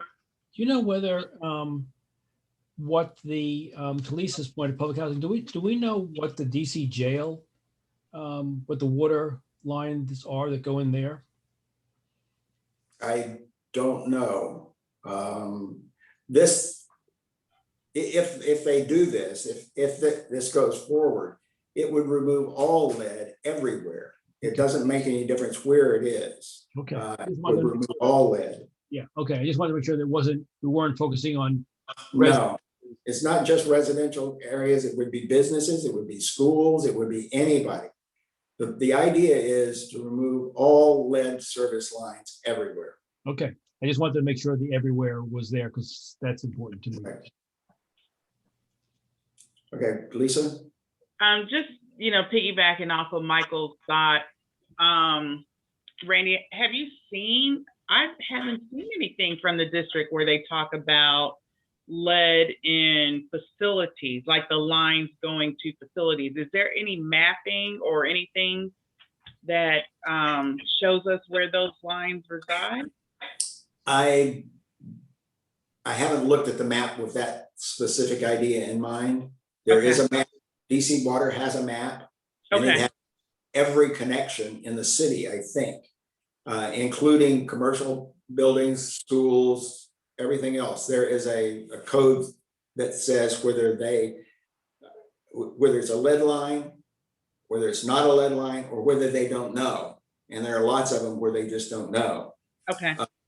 But I think every connection in the city is identified on that map.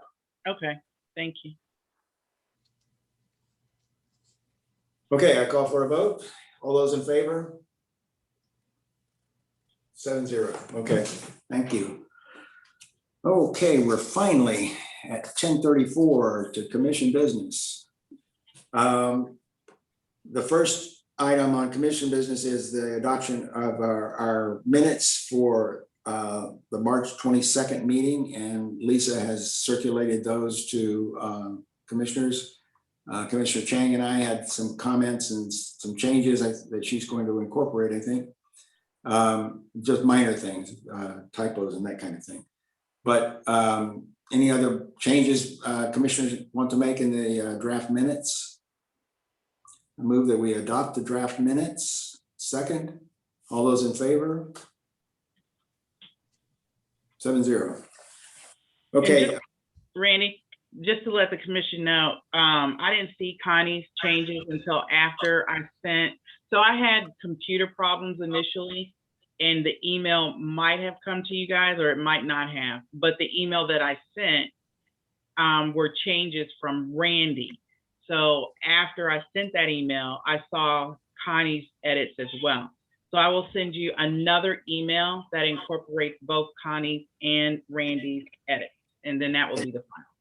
Okay, and we'll put that on the website. Yep. Okay. All right, for checks, the only ones that I'm aware of are, again, checks related to Zoom. There is a check for, I guess it would be March, that is $116.58 to reimburse me for that. I have also, as Connie suggested, that we really ought to increase the Zoom account to have up to 500 attendees, which I did for tonight's meeting, assuming that we might have up to more than 100. And those are the only breakpoints, from 100 to 500. And so I did that. And that's another $64.97 for this month. And it will be, it's like $140 or something like that per month for that increase in up to 500. And given the discussions that we've had earlier today, I assume that that's something that the commission wants to do. In fact, I would, just to be certain of this and to make sure we're doing it correctly, I would move that the commission increase the Zoom attendees from 100 to 500, and that we agree to reimburse for that. Is there a second? There's a second for that. All those in favor? Okay, 7-0. All right. And that would be those two checks. John, did you have anything else? Yes. I have one check for you for Zoom, which is halfway there. It's got my signature on it, but nobody else's. And now we have two more checks. So Right. I will make a big date with Lisa to get all three to you ASAP. Okay, I'm here all week. I'm not in any hurry, but it's fine. Thank you. Okay, so approval of those two checks. I move that we approve those two checks. All those in favor? Second. 7-0. Okay. All right, then the items for the April 26th meeting, all the way back to January. This is something that we'll be continuing, I think, on all of our meetings as a report on the small area plan process. We'll need to update that. I'm thinking we may eliminate this discussion and possible vote on testimony at the council's roundtable hearing on DC Water's lead line service removal.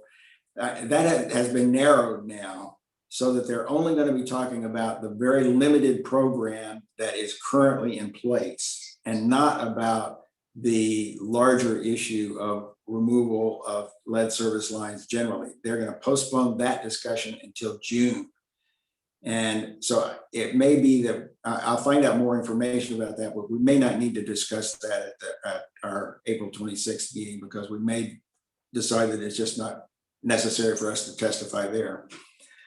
The discussion and possible vote on the surveillance resolution, and that's something that Lisa brought up at our last meeting on March 22nd, and we'll have a resolution on that as well. And that's again a resolution that I think might become a model for others in other ANCs. Then Chevy Chase Main Street has a presentation on a grant application.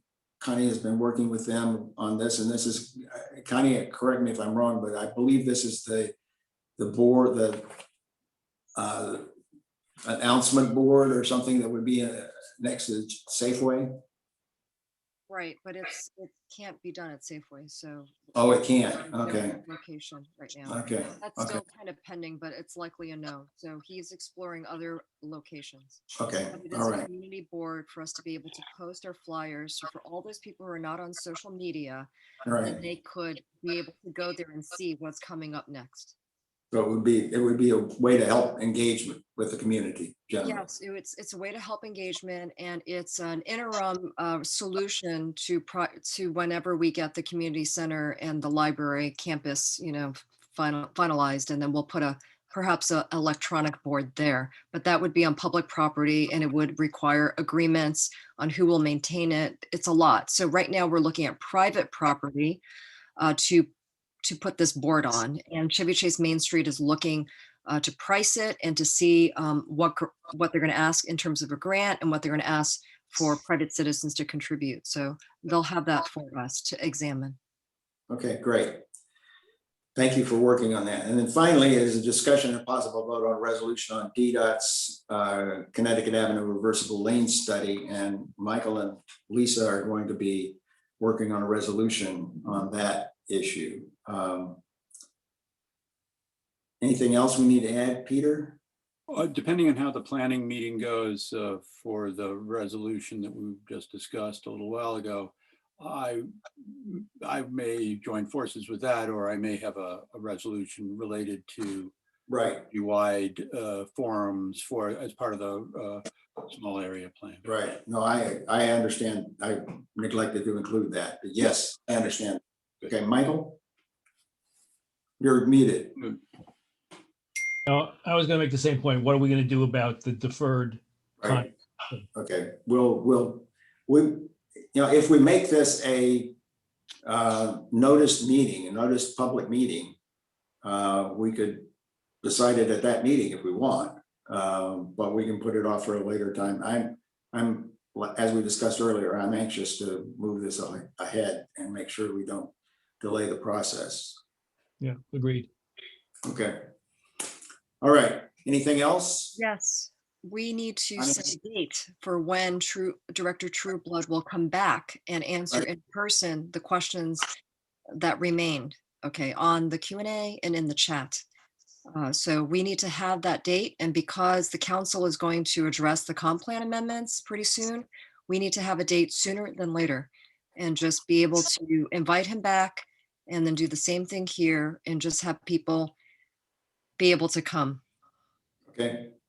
The vote, the first vote on the comp plan is probably going to be the 20th, April 20th.